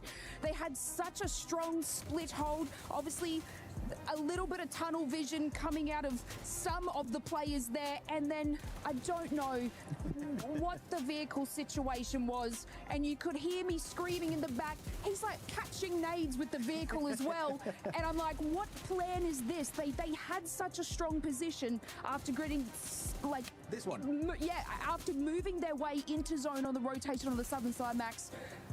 Look, I'll give you my back next year. I'm really upset. I know what happened, actually. I was talking tonight. I saw him as we were leaving the talent room, and I asked him, like, what was the play with Ayala? And he said the idea for Ayala was to get an off angle on the team and actually catch them from behind. But then he saw two players and he got scared. And that's the thing is, right, lack of information will make you do these kind of mistakes. So it could have been a good idea, and catching nades didn't work out. It could have been great, but unfortunately, two-player setup was exactly what E-Arena needed in case of those kind of pushes coming their way. That was just a big, something I like to call what the Furia. WTF, because that's exactly what ended up happening with that one. I've been working on that one all day, especially with the way that they were playing earlier. There was a squad, though, that was able to put up a good amount of eliminations, and it was none other than Aurora. Aurora, once again, Neptura being able to back it up with Ilims, even though they wasted a lot of utility with Tiamba. They did wait. It was a big old red zone, and it was fairly unnecessary. However, it does get you those points, right? And it's been really nice to see them actually, because I think in the group stage, right, we saw them just doing just enough to get into the top 5, just enough to get to where they wanted to be. Now we're seeing true Aurora here. Now we're seeing the team that we're used to seeing, and I'm really, really enjoying that. I think they've actually played a lot better, right? They're very even. They're not splitting. Doc's not doing his thing. He's staying with his team, and Rifus, we've seen some really cool off angles from them, so very happy with them. And something that I enjoy seeing there, especially out of that graphic, Max, is Top being able to bounce back. Remember, earlier in the previous match before this one, Top was on top of the bridge. It didn't end up working out for him, but 4 Ilims out of him, a person that has been an MVP before on an international finals, that's exactly what you want to see. Yeah, really happy. I mean, the best way to describe it is what you said, Niptra. They became a red zone at that moment in that game, and I love the way that any team would get in contention of their zone, they would start just nading them to hell and back. So Aurora playing it really well. I am still not sold on their performances so far. I feel like there's still a lack of fragging power that they used to have in the past. Doc is underperforming quite significantly. So Top, GG's, I'm loving it. Zol too had some great moments, especially in that rondo. But Doc, he's still sleeping right now. He needs to wake up. Wake up, Doc. Wake up. Just make sure you don't start going away from your team, because that's when things ends up falling apart for Aurora. But Aurora, honestly, 36 points, currently tied. But the tiebreaker does go to E-Arena with that win that they ended up getting. Tiamba, though. Tiamba right now, the aggressiveness that we've been seeing out of this team, if you want to give the mic to Lace, they're currently putting up those numbers, Lace, because 27 eliminations for that squad and only 4 placement points. Yeah, I see. This is what I'm saying. They're finding those fights. They're gathering those eliminations, finding a nice power play position, but then unfortunately losing it, which is where we see the decline in placement points. But obviously this is still a really good trend for them, especially coming out of survivals into this sort of scenario, and to have that amount of points and that sort of trajectory is incredibly good for them.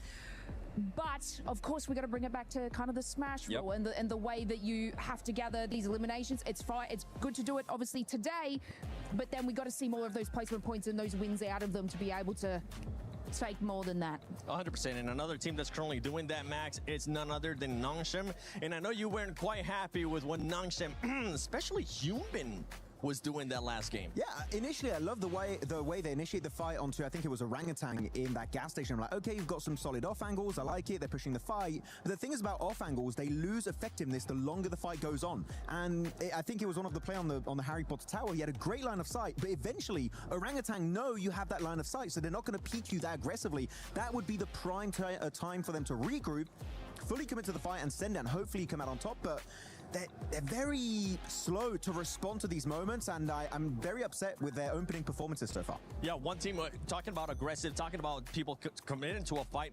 We saw Enigma Galaxy and Ida finally commit to the hot drop, and if I'm being completely honest, I don't want to see it. I don't care about it.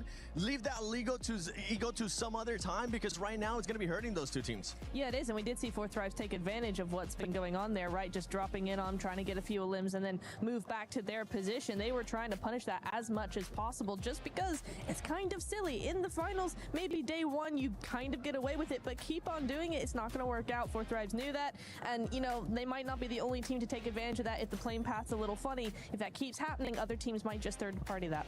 Yeah, they will end up third partying that. We saw there towards the bottom of the leaderboard as well. Godlike, OG currently not being able to put up those numbers. Those are two teams that are looking to bounce back. But right now, we are halfway through that mark. Lace, any team that has surprised you so far? I would just like to say that, like, I'm very proud of you, Furia. You know, I know I was a little bit mad in that situation, and I was surprised about you in the first couple of games, and I just want to make it note that that was a much better performance. But still, I'm taking your driver's license away. That was a good performance. Next time you ever take my mic, Lace, this big old chicken is going to be hitting your head once again. But as we're getting ready here for match 4, let's send it over to none other than Barney and Luti. Luti, yeah, you know how last week we were talking about how to win PMWC? Oh, yeah, the big secret I told everyone. You gave everyone some incredible insight. Yeah, For those of you at home that were listening. Teams were listening as well. Aurora Gaming, Tianba, the Arena, they're playing very well at the moment. Indeed. But let's like break it down into the finer details, okay? So I want to ask you a little bit more, okay? So like, what's the best map to like capitalize on points? I mean, there is different teams with different play styles, so it depends. Okay. Yeah, that's fair. Okay, it depends, yeah. How about like vehicles for like late rotations, getting into a good position? What's the best vehicle to use? The horse, the buggy, and so different maps, so it depends. It depends. Yeah, as well.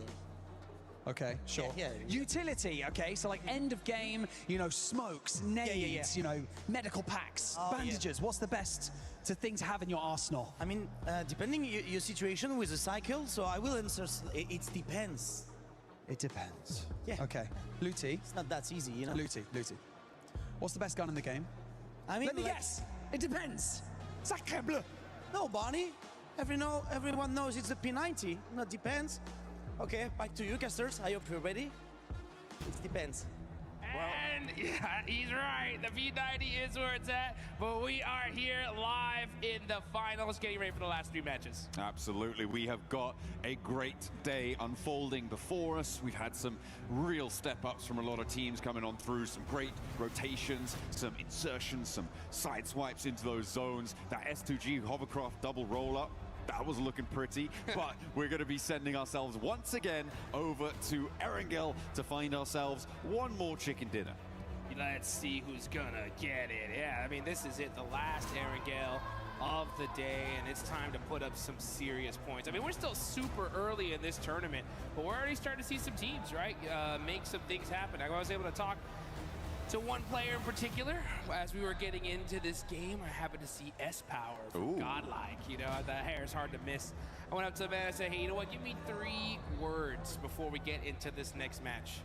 And he said, the domination begins. Ooh, using a whole word on the. That is bold. That's the sort of confidence that you want to see coming through.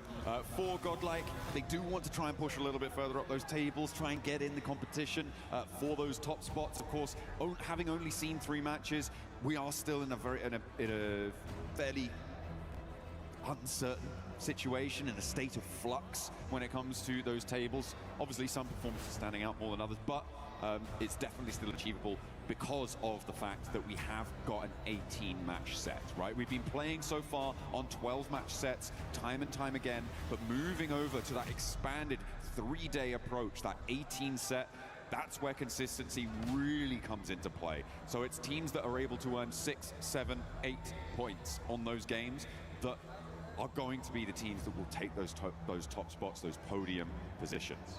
Yeah, you're exactly right. I mean, this is It's all about putting up as many points as you can early on, and consistency is going to be the king here at the end of the day. I mean, we saw in the group stage, right, E-Arena, 39 points in one single game, and they weren't even able to make it.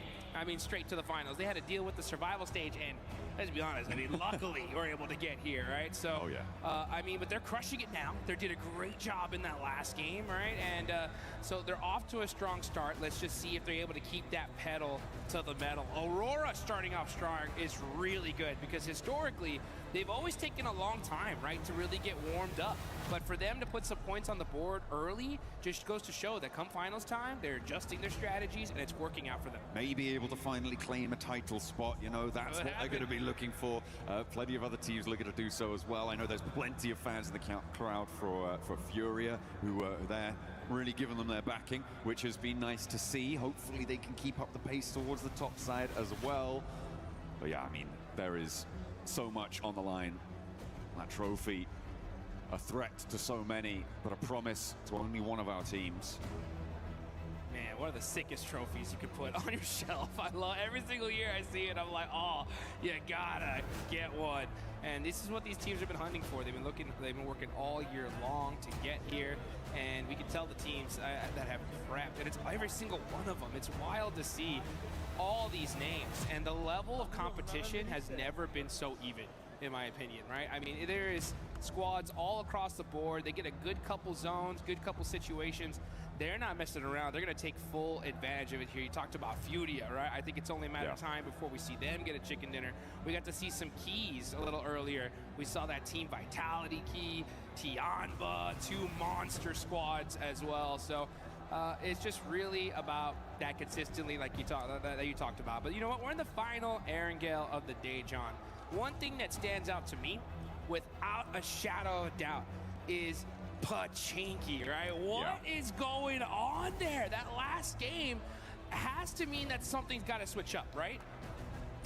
It has to. Something definitely has to change.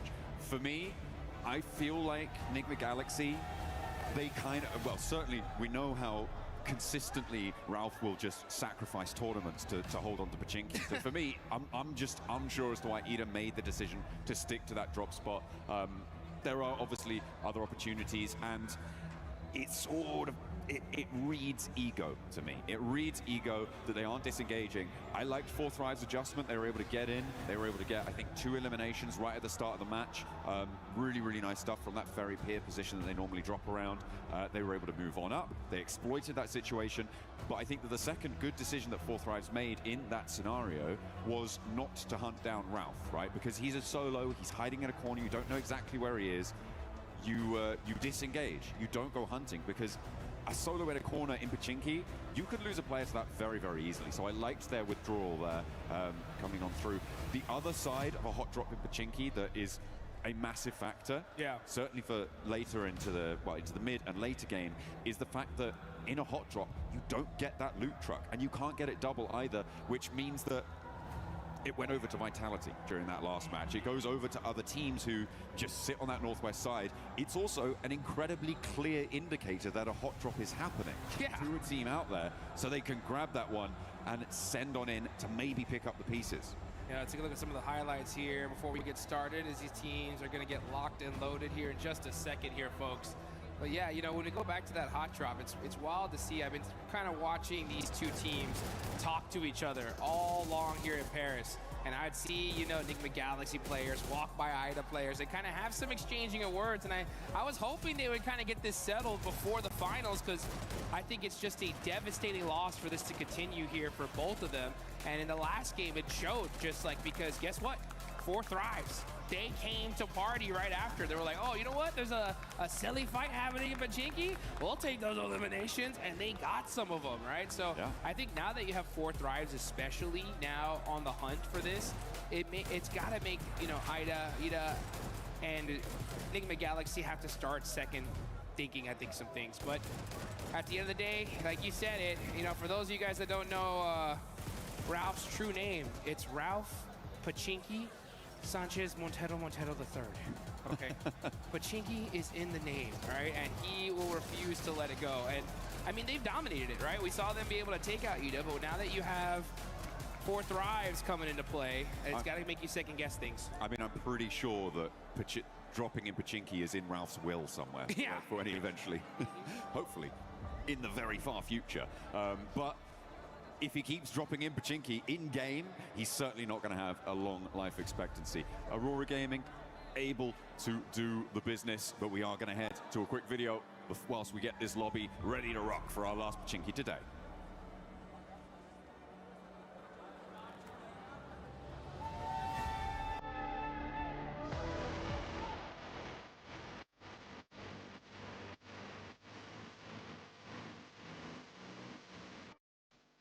안녕하세요. 저는 농심 레드포스의 엑시입니다. 여기는 현빈, 조이지, 키즈입니다.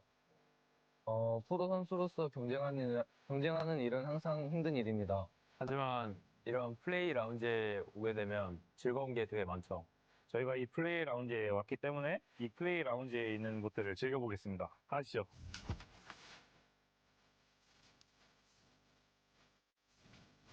이 공간은 협력 공간입니다.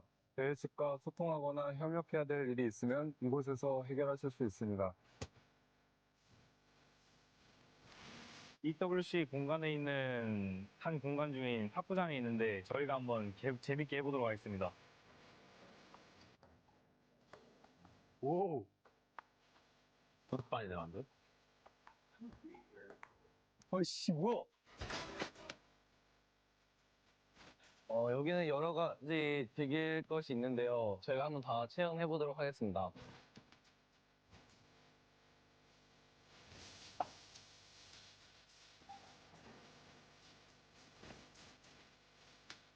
대회를 할 때면 항상 배고플 때가 있는데 WC에서 제공해주는 음식이 있는데 그 품질이 아주 좋고 최고급이라고 해서 저희가 한번 먹으러 와봤습니다. 아, 배고프다. 빨리 가자.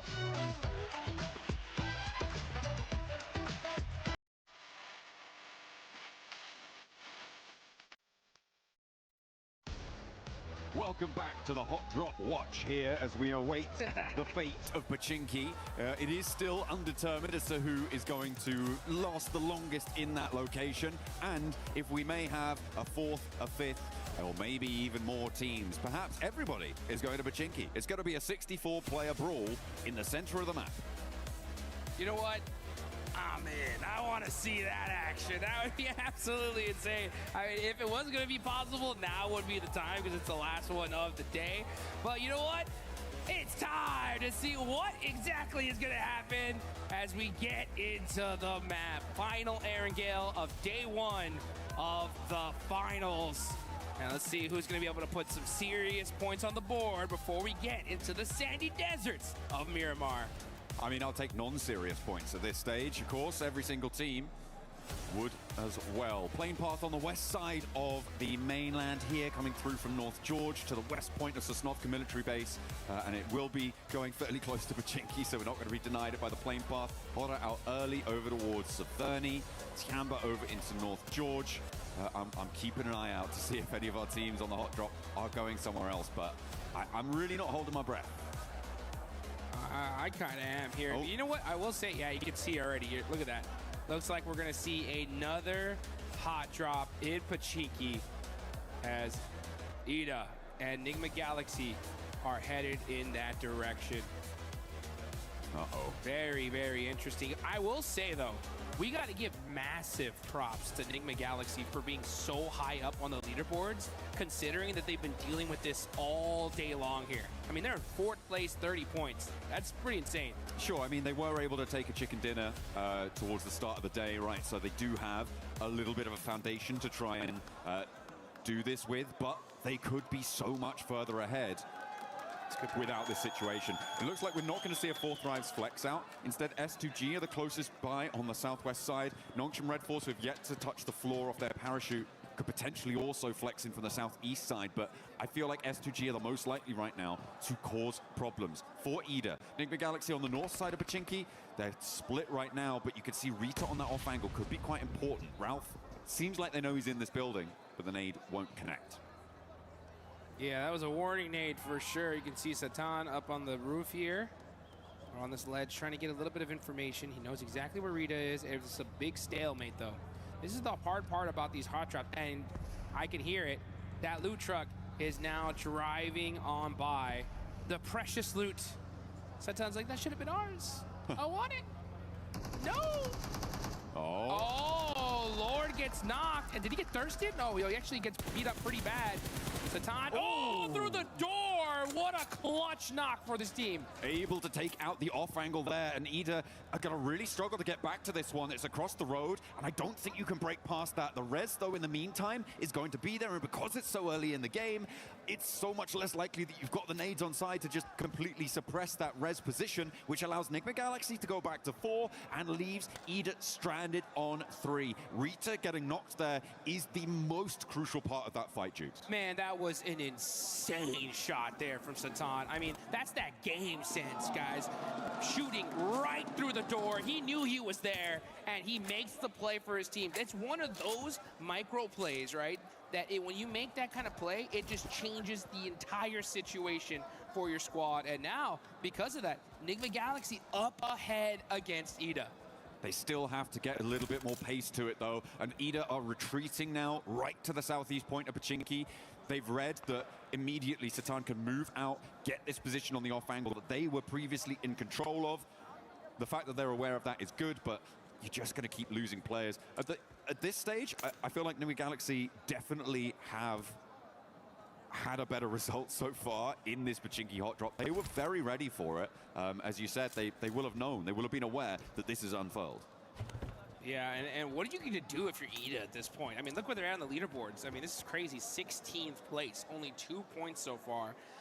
If I'm their coach, anybody that is in the leadership of this team, I'm like, give it up, guys. We lost. I mean, I get it, right? Day one, you're going to battle it out with Enigma Galaxy to see if you can conquer this location, but it's an L. Like, you got to at some point realize that this is not going to work for us. If we want to be able to do well in this tournament, I mean, Erangel is the majority of the maps we're going to be playing here. We cannot afford to continue doing this.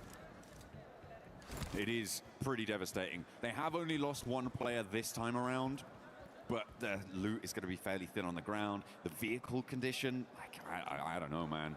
It's really cutting the legs out from underneath themselves. It's terrible. I mean, you're down a player. You don't get the loot truck. You don't get any. You're under looted at this point. I mean, it's just a loss overall, and where they stand on the leaderboards is a pure reflection of that. So. Yeah, you know, I always say that when it comes to these kind of hot drops or these situations in general, I really do think these need to be settled in rehearsals, you know, in the pre-matches where it's like, hey, you know what, guys? Have a little handshake agreement. We're going to drop in Pachinki this game. Whoever wins it gets it, you know? Fair enough. Yeah, well, I don't think that would ever happen. But, yeah, I mean, I kind of understand. It is a question, right, that is rooted in a lot more, I think, subjective opinion for a lot of people. Sure. Because you have that question of, if we give up our drop spot, are we just going to be easily pushed around in the future, right? Like, are you trying to do that sort of thing? I mean, it's like negotiating contracts, negotiating business there. It is one strategy is to just be like, okay, we'll go somewhere else. We'll go somewhere else. But you can hold your nerve, and if you guys want to be the best, then you guys need to hold your nerve, and you can look good doing it using the Naruto skins here. Make sure you're heading into game, get that character set, get that Ninetales Fury AUG skin, get that one developing as well, because you can get some variations on that bad boy. Yeah, you want to be maxing that bad boy out and looking real good. As you know, Tiambos have been looking really good today. They're in 4th place, 31 points. Milu, man, the way he started off that Rondo match was just wild. I mean, this man has been performing all tournament long for his squad. He had, for sure, right, the play of the tournament. That 1v4 earlier in the group stage was so sick. Yeah. And then come finals time, the way he started out, they are looking really good. Absolutely. They are currently in 4th place right now. Looking to try and keep themselves within striking distance of that 1st place spot. Godlike would love to try and join them, but they are a little bit more destitute on that points front with only 8 towards the bottom of those tables. Another circle heading up towards the north side, split by that central river. A lot of open ground south of Severny being covered actually mostly by Aura, who have a wide spread around the river, are causing a lot of problems. I'm interested to see how many teams look to head east of Yasnaya. Furia likely going to do so. Could potentially see that from teams who are still on the military island, by the way, Aurora and Al-Ula.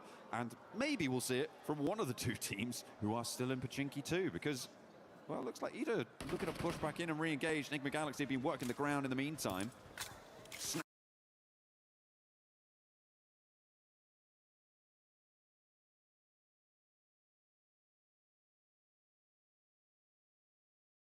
Up all that loot and checking every corner, or at least to call that one out. Should have spotted it. Lord is already cooking a nade. He knows he's in the building now. Launches it forwards and he takes it down. Beautiful communication. The plays from Enigma Galaxy in Pochinki are just insane. How do they do these wild bounce back shots, nades that just turn the fight in their direction? This just goes to show you, when you know this side of the map like the back of your hand, it's gonna pay dividends. In the meantime, Nongshim Red Force and Fourth Rise are going head to head. And at the moment, it looks like Fourth Rise are in the driver's seat. This is out to the east side of Potato Hill, but they are grabbing a couple of flushes on board as well. As we keep going with this hot drop though. Yeah, Nongshim Red Force, they're going to try and get out, just leave a solo survivor coming on through. And another knock goes on in. This is Enigma Galaxy sweeping it under the rug.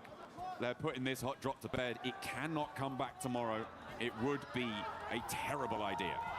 I can't stress how difficult this is to do, right? To be able to deal with this hot drop so frequently and to just execute in this perfect fashion. I mean, not losing a single player, getting those four points early on is just insane. There was a hard north shift on the circle in the meantime. We are watching all of this hot drop unfold, but it is pushing teams now north very, very quickly, which is causing conflict around the crossings as Coops finds the final player on Ida.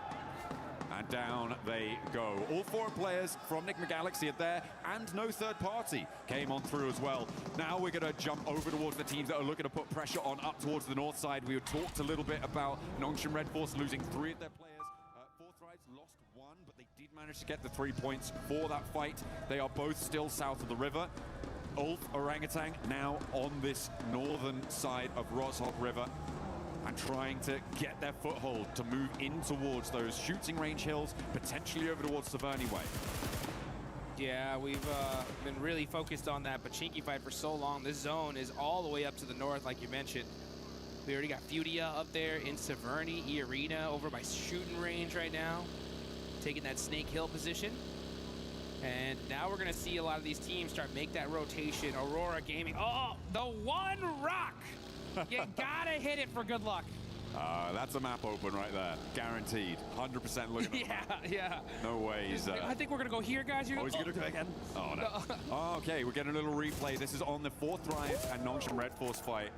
They'd already lost T24, but the hold from Hazaifa, the angles that he was able to clock, it seems, pretty efficacious on the high ground there. Love to see it for Fourth Rise. Aurora on their crossing, run into Vitality.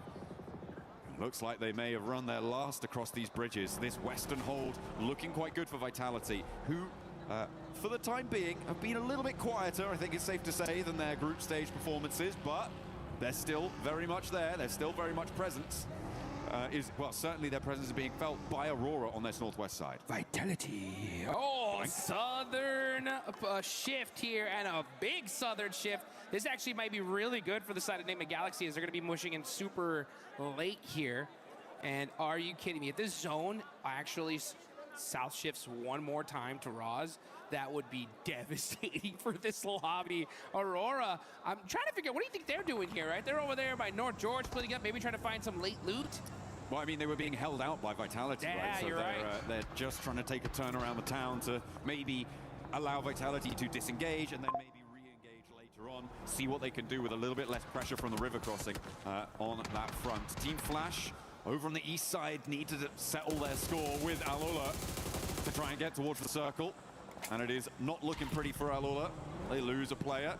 Not a good start, but yeah, it would be kind of mental to send all the way down to Rozhok. It'd be great for Enigma Galaxy, right? They're still just on the north side of Pochinki, so they could just take up that mountain and lickety-split, get themselves another chicken dinner. Godlike, in the meantime, on the hunt in the middle.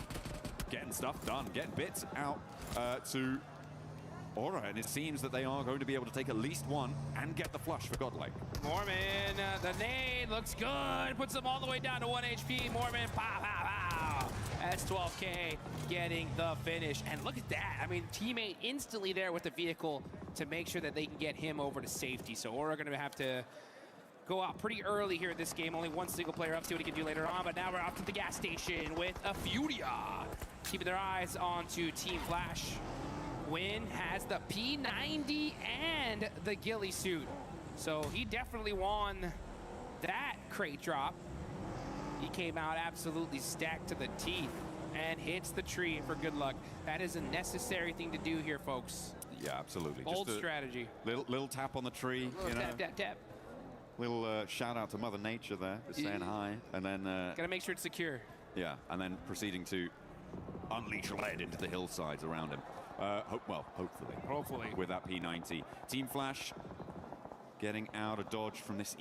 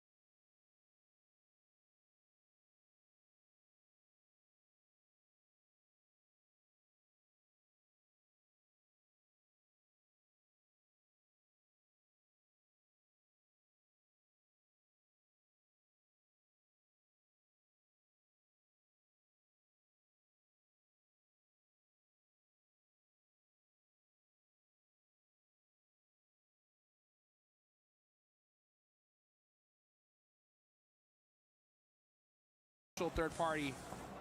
Oh, another nade from top. Doesn't quite connect there.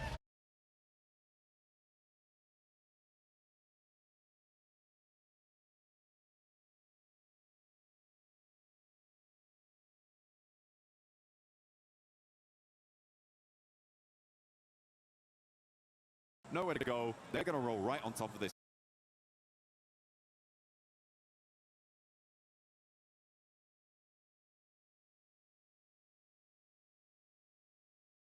This guy. Yeah, Top's cooked right now. He's just like,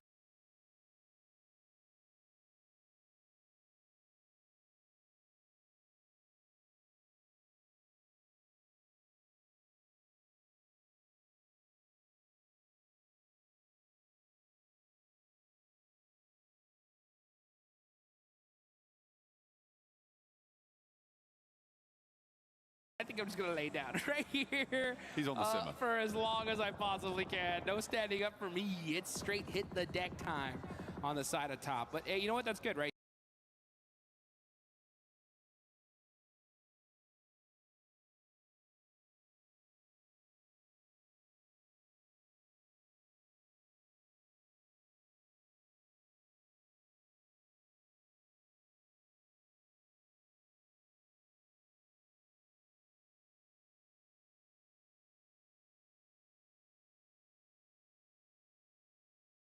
Position in zone. They're pretty high up on the leaderboard, so they can just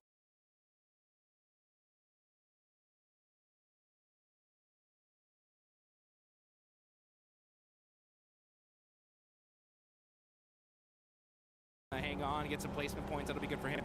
But meanwhile, I mean, Tianba on a tear. 7 eliminations. Fortunate for them. They're able to get everybody back up here. And they're in a solid position in this circle as we now look on over to Furia. Igor hopping out the vehicle here, getting punished by E-Arena for it. Oh, it's not going well. It is not going well for Furia. Unfortunate, they're just going to be down to Chief, the other 2 players down on the hillside. Tianba, by the way, managed to fend off a triple team crash on their compound, right? They're now on 7 eliminations. They have done phenomenal stuff. It's likely they're going to have to fend off at least 1 more, but the number of crates around them is going to be ludicrous. They're going to have to try and figure out exactly what they want to put in their backpacks as Flash try to find their way through, thread the needle, but E-Arena are just going to roll it down. Mormon over the top, Doesn't even need to ring the doorbell to open that door. And Tops has to turn tail. Tourniquet sees to it. He's going to get backed off by a third party. I think that might be Orangutan chiming in. And now Tops has to head towards fourth drive, so nowhere real to go for him as Hyunbin finally bites the dust, the last player alive for Nongshim Red Force. The Arena are putting some good points on the board here. I mean, they're having to really battle it out, holding the edge of that circle, because there's a lot of open field in this zone. And now you're going to see four thrives. 6 eliminations so far. Falak with 2, Zypha with 3. It's keeping Rozok in. Oh my, I just saw that circle shift. Are you kidding me? Enigma Galaxy, they'll take that all day long, right? Hey, you know what? Sometimes you got to get a little reward for those crazy hot drop efforts, and they'll definitely take that one to the bank. Yeah, that's going to be friendly for them for the time being. For them, I feel like a good strategy is to start scouting the other side of the river now, though. I feel like you need to get someone in fast. The difficulty, of course, is that 4 thrives, and now Vitality is starting to move in, and they don't have an outpost there. Move over to the bridge, a little bit out of the zone. Yeah. I feel like somehow you've got to find a coastal position on that riverbank. And if you hold towards the warehouse, towards the triple stack, it's just going to be a bleed out for Enigma Galaxy. The placements aren't really going to be enough. Yeah, I want a little bit more forward thinking there as Aurora lose their final player. Top could not stay in for too much longer. 4 thrives though, getting crashed on. Here they go. E-Arena not messing around here, just full sending it, non-stop aggression from this team. And it's been paying off so far, and that's why you can see them on top. Orban hopping on out, trying to hit that flick shot onto Zypha. Zypha's really hurt here. Great teamwork though from E-Arena, picking apart the likes of 4 thrives. Zypha has been so difficult to deal with, but E-Arena the only team to be able to take him down, and it took at least 3 of them. Tourniquet goes down with him, but 10 eliminations now for E-Arena. Very possible to get this res. This is the chance, though, for Enigma Galaxy to move across. And look at Ralph. He's getting over. Koops is looking to join him. This is the perfect opportunity whilst these teams on the East are preoccupied. A little bit slow to get the third party, but it is a good first step. I like what they've been able to do there. We've seen counterpointed river cross positions in 2-2 splits work well in the past. I'm hoping they can leverage that here. I'm a little bit disappointed in Orangutan on the north side. I feel like they could have poked their noses into that fight and third party did as well. Moved a little bit further out to the east, been fairly safe from Tiamba and gotten stuck in there, but they hold inside. And I don't think it was going to be enough. Yeah, one thing I've noticed here in the EWC is the quickness these teams are ready to third party and take those opportunities. And it's just kind of surprising to see OG just kind of hold back there for a second. Enigma Galaxy, just due to the terrain, weren't able to even think about getting that third party. But because of that fight, it opened the door for them to be able to at least make that safe rotation and get that 2-2 split going that you were talking about. So let's see how they're able to capitalize onto it, though. As now is the calm before the storm. We are in stage number 5. All these teams just planning it out, trying to figure out, okay, if the zone goes over here, we're going to have to make these plays. If the zone stays on us, then GG, baby. We just shoot at everything in sight. Yeah, we're going to get the next zone unveiling itself in the next 20 seconds or so. As Godlike try and keep their ridgeline in play. This is a replay of the roll-up. Okay, this is when E-Arena crashed on towards 4 thrives. Falak. Yeah, went down very quickly there to Joker. Not much you can do about that.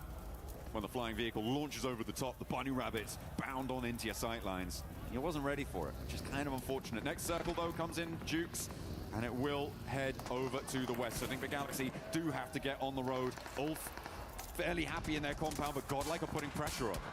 Yeah, Godlike. Remember, as Power said, the domination starts now. Let's see if they can actually make that thing, though, as they got Ulf right behind them. They're super pinched, making it very difficult for them to make a play from their position. And now you can see Scarface getting up close and personal as Power trying to smoke some things out, buy his teams some time. It's going to be up to him and Edmino, though, as they are just trying to hold this spot. Angle, he really held Ralph in the game there and are leaving Enigma Galaxy on 3. Orangutan lost players on the center as well. They are now down to just 2 as E-Arena make the same mad dash. The mad crash against Tianbao will not work out for them, and E-Arena evaporated. The arena evaporated and they end up feeding the beast that is Tiamba. They did put some good points on the board for them, and I love to see that aggression. Let's see if Tiamba, though, can put even some more points and get this chicken dinner. They already have 10 eliminations. They're looking pretty unstoppable. S-Power forced to hit the deck. Ulf now with those sight lines just punishing them. I mean, they have this position locked down. You needed Admino to be on an angle there to suppress Ulf, but no, not quite there, not quite ready, didn't have the presence, and it's a difficult spot on the north side, so I can't really blame them too much there. Now the transition to the rest of the circle. A knock over towards Tiamba and the final flush onto Godlike as well. Another nade over towards Tiamba. They're getting caught in the crunches. Enigma Galaxy move up the hill. They're challenging Orangutan. They're challenging Tiamba. They're doing a lot on this eastern side. Enigma Galaxy strike at the opportune moment. Perfect timing there for Enigma Galaxy. They understand the situation. Hey, we got to push up. We can't just sit back and relax, wait for them to come to us. And you can see Lord with those nades applying the pressure. I think they need to slow things down a little bit, though. The circle is coming. The circle will push these teams out. So you want to make sure you hold on to all of that utility up until that last and final second. And I think they realize that. That's why they're starting to hold on to those nades. But the shots ringing out. Eagle getting a nice knock on the air, and that's their biggest threat right now. Catch, though, with the response over to QZZ. And it leaves Eagle alone. Dropping that smoke, the zone starts closing in 15 seconds, so this res needs to be now. It needs to come through as fast as possible to be able to be in a position to move out. Orangutan lose their final player. Gone. And it is gonna go down to Enigma Galaxy, who are now up on 7 elims. Their transition from across the river has gone so well for them. What a game from Enigma Galaxy, getting hot dropped over and over and over. They take out Ida in just a beautiful fashion. And now with this fortunate zone shift are putting the punishment on this lobby as they take down Eagle from Tiamba. Now QZZ will go down too, and Tiamba knocked out. They managed to get a whole host of points though, 14 on the match. And they will keep themselves in the running for the podium. Enigma Galaxy looking to join them. There's not enough room for both of you. You've got to organize it. Back to front, stand the line.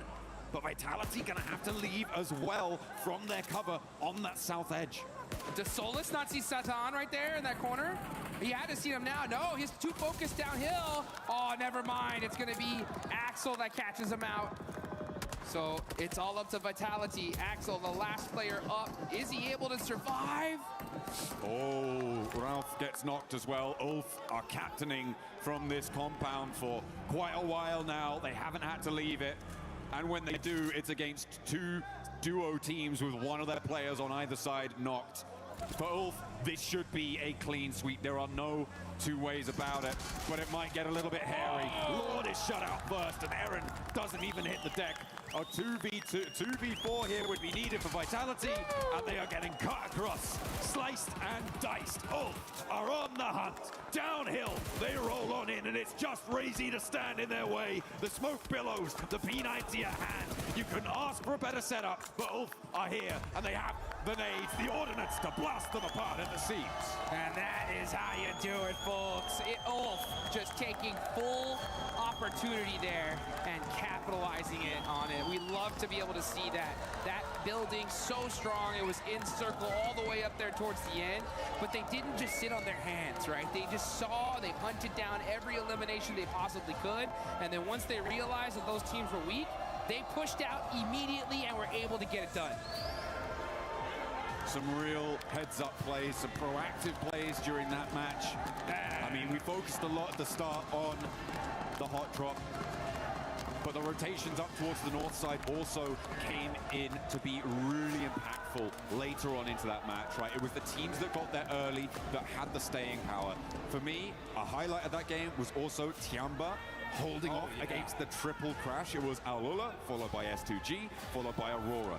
Everybody wanted to get into that central compound, but they denied them access at every single turn. It was a shame that Tiamba couldn't go the full distance. They did get shut out. And I feel like for Orangutan, they could have had more of an impact on that northeast side that would have changed the tune there.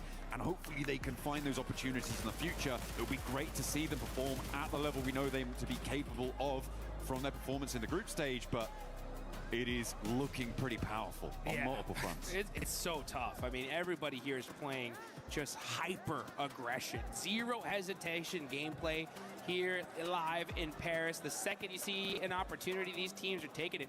One team in particular, right? We got to talk about it. Is E-Arena. Just straight aggression there towards the end game. They soak up a ton of eliminations. Unfortunately, don't get the chicken dinner, but when you get that many elims, that's a good game no matter what.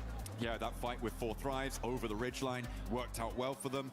And again, the lack of third party allowed them to keep in the match for a lot longer. They were down to just a single player standing at one point, but they managed to get back to 3 to recover that pressure without any third party look-ins coming on through. And yeah, for E-Arena, it's a good result.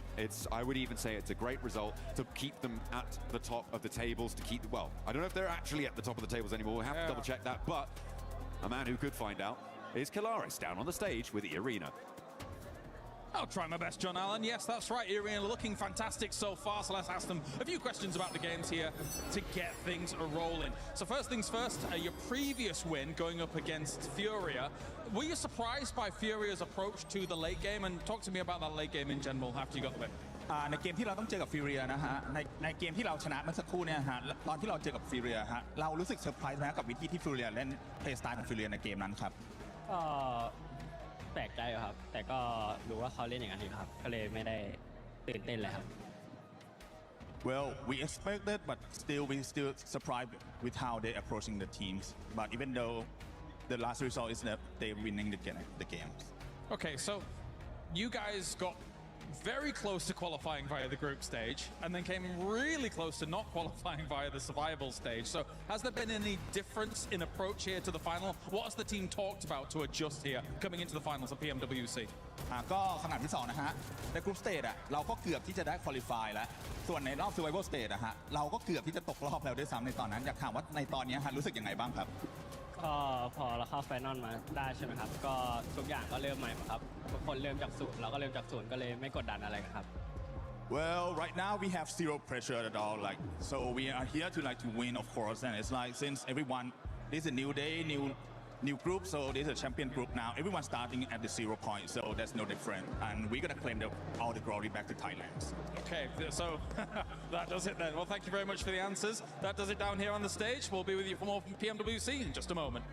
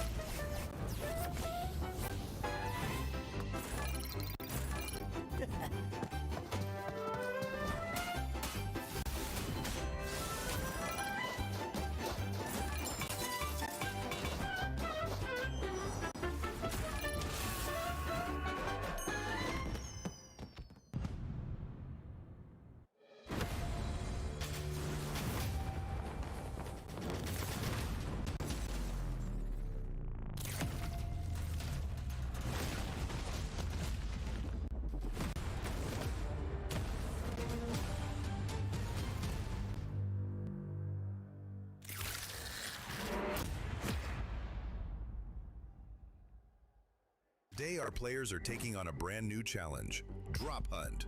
Each team will be split into 2 pairs, with each pair receiving their own map. 5 locations are marked on the map and hidden in the player lounge area. At each location is a mystery envelope. The mission is simple: find them, grab them, and bring them back. But there's a catch. There are only 5 envelopes, and each one is worth 20 points. The team that collects the most envelopes wins Drop Hunt. Ready, set, hunt. Mana kita? Iya, so. Mana ya? Ini bang. Sini bang. flash sticker di sini bujang. Kita di sini aja. Coba tengok mapnya lagi. Mereka mana tengok di daerah sini. Kayak mana cara dapat ampropnya anjing? Tengok tahu cara. Mereka.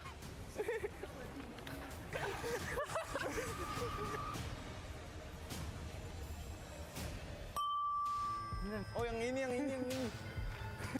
Mana dia? Ini mah. Oh tren dia.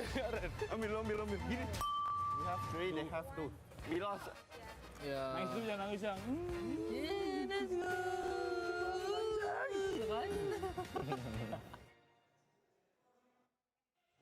Today is going by so quick. It feels like a final here at PMWC at EWC 26. And these players are currently putting up the numbers. By the way, for everybody currently watching home, don't forget about the PMWC Lucky Spin that is currently in the game. Log into PUBG Mobile and get those PMWC skins. They are co-created with PvP creator, none other than Nana. You guys want to check them out, make sure you do so. The Alien Fusion Grossa looks absolutely stunning. On top of that, the Electron Energy set and the Proton Power set. Maxman has all of them, if I'm not mistaken, and I personally just want the Grossa. Yeah, I do have the Grossa. Unfortunately, I don't use it much because I cannot control that recoil. So I just stick to the AUG because I'm basic like that, 7. But the AUG is cool. I'm with you, honestly. I won't be able to control the recoil, but I just want to see it. I want to see it glow, even if I'm able to get at least one elimination. One team that was able to glow in this last match, being able to keep all their 4 players alive, none other than Ulf, Natura. Oh, finally. You said it, right? We're finally getting a play where we actually have all of Ulf still around, still here to fight for the end game, to fight for that chicken dinner coming on through. Yeah, really nice to see. I mean, yes, they didn't have to contest it too much. They had 1 or 2 fights in the mid stage of the game, OG more notably, but then they were able to just hold their position, wait for the right time, and then once that time struck, Max, they were all over that final circle. Yeah, I mean, really able to get himself some good presence at the end, keeping 4 players alive, which is my biggest issue with them since PMGO Season 1 in Jakarta this year. And you know what? They're able to finally get it done. I told you they're a slow starting team. We're getting to the finals. We're finally starting to see these more dominant finishes from Ulf. But second place, Nemo Galaxy.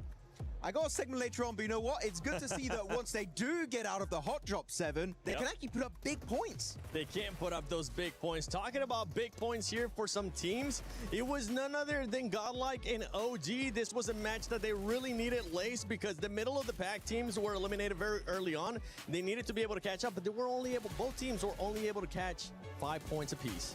I mean, look, it's still a great improvement from them. And being so, they had like that kind of control in the middle of zone. So they were there for that early rotate.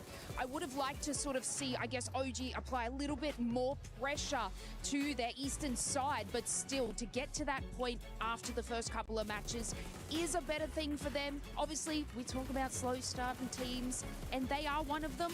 But I do believe that coming into like the next match, we're probably going to see them a little bit more active. I mean, they need to be a little bit more active in that, but to get to that, I guess, spot that they have, it's a lot better than the previous match. It is. And one team that was able to, that's also been starting off slow, but finally being able to wake up, Max, none other than 4Thrives. 4Thrives getting 8 eliminations this last match. Good to see. Finally, good to see it, especially a lot of those eliminations actually secured on 2 teams that were interesting. You had Team Flash a little bit early on in that game too. That was fun to see how they won that little bit of an encounter. Huzaifa in particular, he carried that fight from start to finish. Really good numbers from Huzaifa. But they had a very good early rotation, and you could say a bad rotation from Nongshim Red Force, where they catch them off guard. They didn't expect to clash next to Potato Hill. And you know 4Thrives, right, Niptura? If they can take a fight and you are in a weakened state, they're going to chase you down until the edge of the earth, and that's what they did, and Nongshim Red Force took a massive L there. So 4Thrives, if you know where they're going to rotate, I would try and avoid them because they don't like having neighbors around them. No, they don't. And even in this state of where we're seeing them of just kind of indecision, I think they don't really know what's going on. But it is nice to see that, they're still a threat even in this state. And it's just been really difficult for me to actually watch 4Thrives because I'm used to a very confident team that knows exactly what they're doing at all times. And I can tell that they're not sure what's wrong, why this isn't really happening. There's a little bit of the old spark there in this last game, but I think really it's just just indecision. They're hesitating just too much. Didn't you say like something about T24 going out a lot early recently? He Like goes that's out been a big really issue, right? early. Yeah, and he's one of the big fraggers. He's really up and coming as a big fragger for the team. So for him to go out early, yes, Josiah is able to clutch, but you know, T24, they need a fourth player. They need somebody like him on that squad to just stay alive a little bit longer. Yeah, T24 was able to start slow during groups as well. Then he was able to pick it up. But right here in the finals, you don't want to be starting slow. So that's one team we'll definitely be looking to see bounce back. One team that has been really consistent, especially with eliminations, we talked about it earlier, Lace, is none other than Tiamba. Tiamba just keeps putting up those eliminations in a big, big way. They absolutely have, and I also want to add into that, like, keeping up those sort of eliminations. It's also E-Arena. Like, we sort of like look at these two powerhouse squads, and we're gonna have to get a mashup with these two teams because they are making it in those top 5 positions. They are clearing their space. They're grabbing the eliminations along the way. Even in a fight where I think it was Enigma Galaxy could have pushed E-Arena a lot earlier in their position, but for whatever reason, I'm sure Max will cover it, they didn't sort of get into that contention, but E-Arena just kept making power plays for the spot that they want. Tiamba is also making those power plays to get the position that they want. And obviously early eliminations, especially in today, is what will capitalize you for going into tomorrow. So this steady, I guess, excel in eliminations has been awesome from both of these squads. Yeah, especially for E-Arena, right? Remember what we saw of E-Arena in day 1 of their Group B? They were able to get those 29 eliminations in Rondo, and then after that, they kind of just ended up dying off us. We're actually going to be looking at a comparison between Group Day 1 and also what they're doing here in the finals. And something that I want you to keep in mind is the placement that this team is currently being able to put up, being able to survive even longer, and the eliminations are even higher because they have been consistent with those eliminations. They have been very, very consistent. It's been back-to-back-to-back games of just really good placement, good strategy, good synergy with the team as well. They look fairly confident. The lobby is hard. I'm going to say that. It is a very, very difficult lobby, night and day from the group stage, from the survival stage, but they are handling it very well. I do want to say very quickly, what I loved about the fight with For Thrives, right?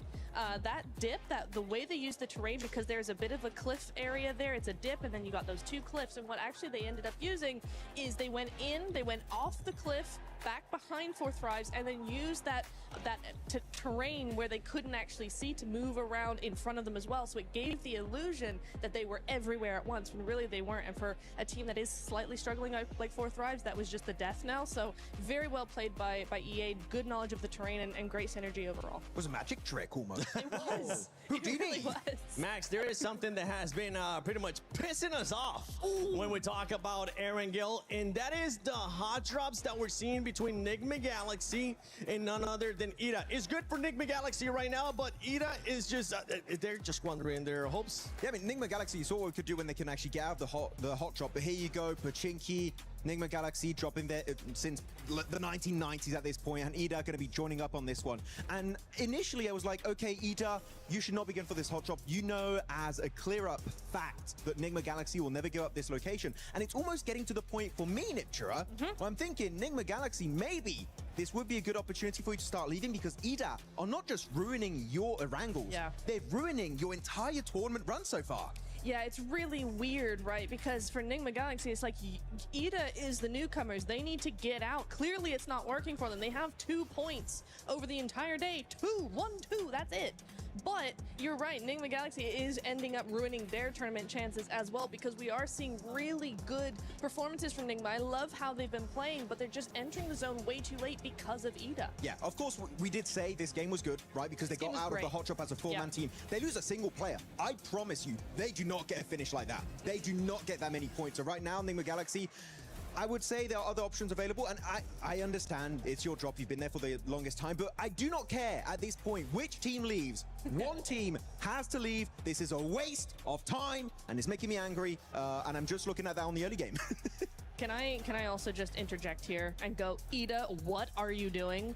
Because this is a team, remember, that got in through the group stage. They were second in their group. They had a fantastic second day. They won like 3 of the games. They were hyper aggressive. We know this is a team that can play very well, but they're wasting everything on a hot drop 3 times in a row. Yeah. Again, they have 2 points. You're not gonna win on 2 points. And teams are starting to notice this is such a waste of time. Like For Thrives, I think it was on one of the Orangles early in Iptura, they like just instantly third party it. And now teams are going around Pachinki, waiting for the loot truck to come out because they know no one is going to get that loot truck because they're so focused on that clash between Nigma Galaxy and Ida. Of course here, big respect, by the way. Nigma Galaxy, the smokes and the way they started pushing these solo players, that was very well executed, but one mistake, one slight error, and you lose a player, and instantly your chances of a win dwindle to almost nothing. Well, we know exactly what happened when 4 Thrives joined the party, right? Nigma Galaxy lost a couple of players, and then we didn't really see them in that game. They went out fairly early on. They had to full send. Game 1, they had to full send to the beach and just kind of stay there. There was no opportunity for them to get any points whatsoever. So, yeah, for Nigma, this is bad on both sides. I'm mad at Ida for initiating this every single game, but Nigma need to figure out how to adapt to this. Yeah, we'll have to figure out how to adapt to this. If I had to pick one team to stop hot dropping in Pachinki, it wouldn't be Nigma, because Nigma has been getting the better end of this, especially they showcased what they were able to do in the last match. They're getting the eliminations too, so Nigma Galaxy, keep on doing your thing. If you're Ida, get the heck out of town. You need to find a different spot. But when we're talking about someone, you're gonna pretty much see here just the finish of this engagement between these squads. You know what, Max, Lace, who would you want to see just give up this hot drop between Nigma and Ida? It's got to be Ida, right? Like it has to be. Like they're not even getting any further into the late game. They should have just made the decision to sort of rotate from this position. I mean, you know, I was kind of touching on, I think, Nigma Galaxy a little bit later into the zone, how they're making slow decisions. But again, this is slowing their decision. But yeah, Ida just, Look, by the way, look on the left side of your screen. While they're still in their looting stage, technically, right? So hot drop's a bit weird, it's a bit different. You have Nongshim Red Force fighting 4 Thrives on their first rotation after the looting stage. This is, look, even here, you have the fight Orangutan fighting Ulf. Everything is happening. In the game, teams are not going to wait for you. And while that's happening, you're still in your initial drop location and you have no scouting done. The loot truck, you can see on the left side of your screen, he came back for round 2. Round 2, and the fight is still not done. What are we doing? It's okay, Max. This is Picado red buildings all over again. It's really annoying. It's Picado red buildings all over again, Max. I mean, we get so mad at that hot drop, and we still have the Miramars to go. So if either of you hot drop red building Picado, I am going to come over to your table, and I'm going to moonwalk. Be aggressive. Yes, I'm going to moonwalk. Look, okay. I'm going to hee-hee at you. TLDR. Very aggressively. TLDR for the entire segment. We don't like it. End of story. Yeah. Unless you're Nigma Galaxy. Nigma Galaxy currently in 3rd place. You have E-Arena right now in 1st place with 48 points. Tiamba continuing on those consistency of eliminations. This is the main story for Tiamba right now. 45 points, 37 coming from the Elims. And if we start going down, we are seeing one team that has been going down as the day has been going on. And it's none other than Aurora, Max. Yeah, unfortunately, I still have not seen the comeback of Doc, right? I would even take the dockening at this point. I would be like, I want to see something come out of it. But yeah, they've definitely been slowing down quite significantly. Keep in mind, they've got 11 placement points, sure, but they got 2nd place on the first rondo. That's 6 placement points. After that, the rest of the day is only 5 placement points after 3 Orangles back to back to back. Quite disappointing, especially when it's just outside of Ferry Pier. I was expecting way more. They're slipping down, and especially when Ulf now, they just got a 4-man finish. You know, Ulf are going to be chasing for that podium spot. I mean, for me, I'm not too worried about Aurora right now. They've had a good start to the day or start to the finals, and we do know that this is a team that really waits until the last minute to actually do something. They just do just enough to stay ahead.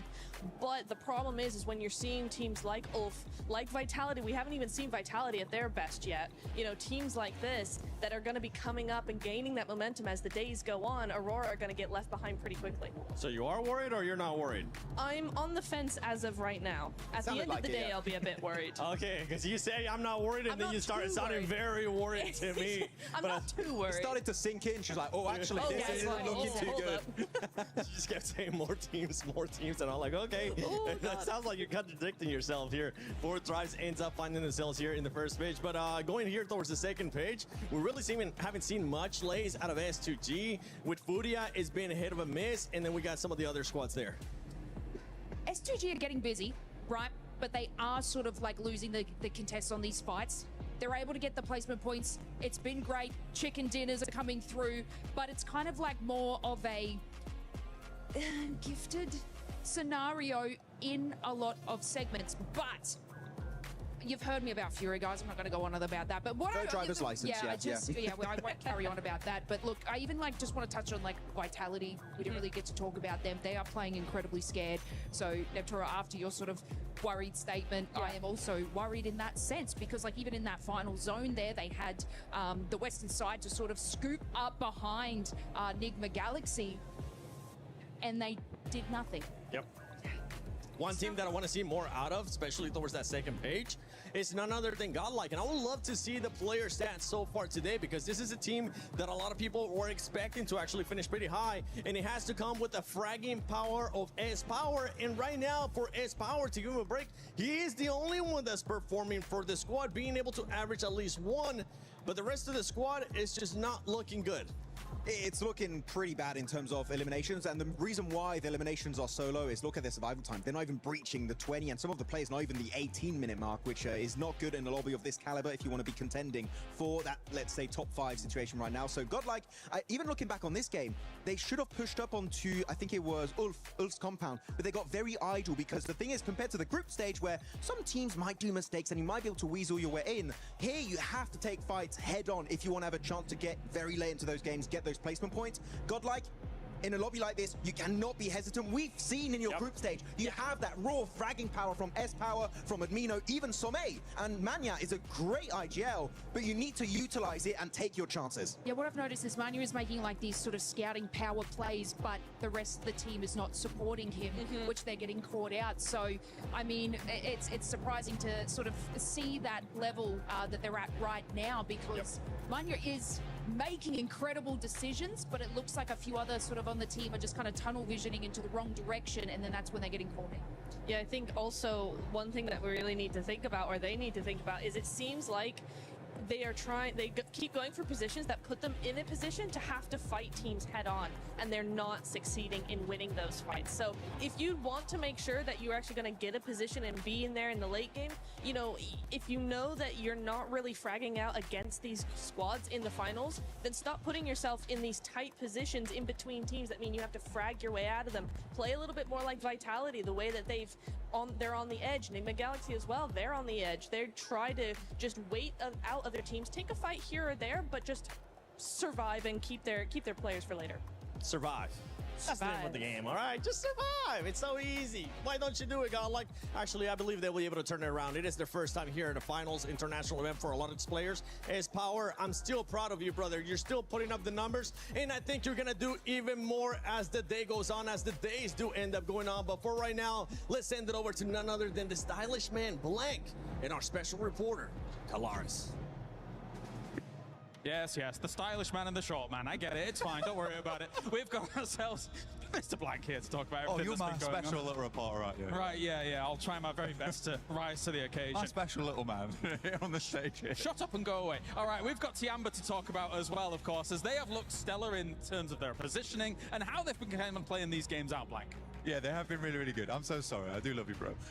But honestly, there has been moments where the decision-making has been fantastic. I think that the way that they are speedily going to sometimes their demise is actually astonishingly good, right? Because I think me and Jackie were talking about this. I don't know if you'd agree, but there are times where they'll make what feels like the best decision in a bad moment, right? Where a lot of teams would just stand by and probably get naded and be like, oh, it's over. Well, Circles haven't been kind to them, so they've been able to kind of fight against some of that adversity. And I think that when you watched as QZZ was able to get MVPs on international stages this year alone, I think a lot of people, including Max and some pundits, etc., wanted extra people to be able to step up to the plate alongside him. Sure. Milu's been able to do that like twofold, which has been really phenomenal to watch so far. Oh, Milu's been amazing. Yeah. Milu's been really, really good. It's fantastic to see. I mean, you were talking about it was FMVP for PMWC, where he was able to get 39 eliminations over 7,000 damage for QZZ. But yeah, they have balanced the load in a big way. I think it's a really, really nice thing as well seeing A-King, because it very much reminds me the way that Alpha 7 used to play. They're not playing now. Ignore that bit. Ignore that bit. Let's just put that to the side for the time being. But yeah, A-King's kind of like the Revo of the team. He plays forward, he plays shotgun for the team. Milu's just very good in those clutch moments. And yeah, the load is spread out very, very evenly across the squad. Eagle is also a great survivalist. I think they have all the tools necessary to actually honestly win this at this point. As you're talking, you're getting further away. Come back. It's fine. No. Okay, Where's so my box? The thing is that I think when you look at Tiamba's performance so far, and we can wrap it up on this and move on to our next team, is that double chicken dinner that they got at the start of survival stage, huge revitalization for them to be able to get themselves back on the road again and actually push to be able to find themselves in this state that they're in right now. What do you think? Yeah, very, very good. I do think that that's what they needed, because the confidence came through. Every time I look down at Milu on the stage, right, it's very... Like Milu. I do like Milu. It's very heartwarming because there's... I like it when players are enjoying themselves, and Milu definitely enjoys himself. He's one of the smiliest guys I've seen. QZZ's a little bit more serious, I would say, other than the winning moments where, you know, he almost breaks his fingers on the high fives. That was funny. But I do think that for Milu, it's just nice to see a guy who's so good at the game, but also very much is passionate and enjoys his time in it. And he should be, because he's having an unreal run. All right, let's move on to another team then, as we have Ulf, who has looked, I would say, towards some of these latest moments, pretty good as well. Obviously, they qualified off the back of having that last game survival win, which was extremely important for their campaign as a whole. And they are one of the teams that a lot of people thought was going to be able to attain those top spots. Right now, their space control is looking good, especially in this last game. Yes, very much so. I mean, I'm one of those believers. I'm an Ulf believer. Everyone knows that. Everyone knows that Eren is one of my favorite players. Ketch also from way back when, MVP in PMPL Season 1 Spring. He's not quite as old as me, but he is pretty old. Way back. He's old, yeah, but he's still got it in him. He's got the grizzled beard, he's a grizzled warrior. But he looks good. And I think that for Ulf, though, that last game was fantastic for me in particular, because we were talking about it backstage, right? And I said, if Ulf wins this game, I want to talk about them. But it was nice for me to be in like stage 6 and really believe in Ulf to actually win the game that they should be winning if they make the necessary movements, which was to take out Tiamba and slowly corral the rest of the squad. So the fact that they did one, kind of a prideful moment for me, because I was like, get in, lads. This is fine. You've got it. And you liked your prediction. I did, yeah. Also, I was quite chuffed about myself. Yes, that is right. Okay, 50-50. Yeah, okay. Great job, lads. Great job, me. I think as well, you know, controlling that compound, it actually has great lines of sight on the south side. Any vulnerability normally comes from the north, which actually didn't really exist in that game due to the way the circles were shifting. So they had to turn all their attention to the east as the next main threat. And I think you're right. They prioritize those threats very well from a compound like that. So good stuff by Ulf so far. And let's turn our attention as well to E-Arena, who has looked... It's funny because I'm a little bit conflicted by what E-Arena's been putting up so far. Because even in this last game, I really appreciate the wide wraps that they're doing, but Fourth Thrives have like almost zero opportunity to be able to react to the snowball coming down the hill and, you know, crushing them all. It was tough. It was tough. I mean, E-Arena is just a strange team right now where I'm not sure if they're really good at the game or very lucky, which even they, I don't think, are very sure about this point in time. I remember a time when Schweppes, you know, was sweeping aside the competition. But again, I think E-Arena just hasn't quite hit that full stride yet. But they do have the massive potential, Kale. He's been able to win twice on the stage in the past, Schweppes, with, of course, Vampire.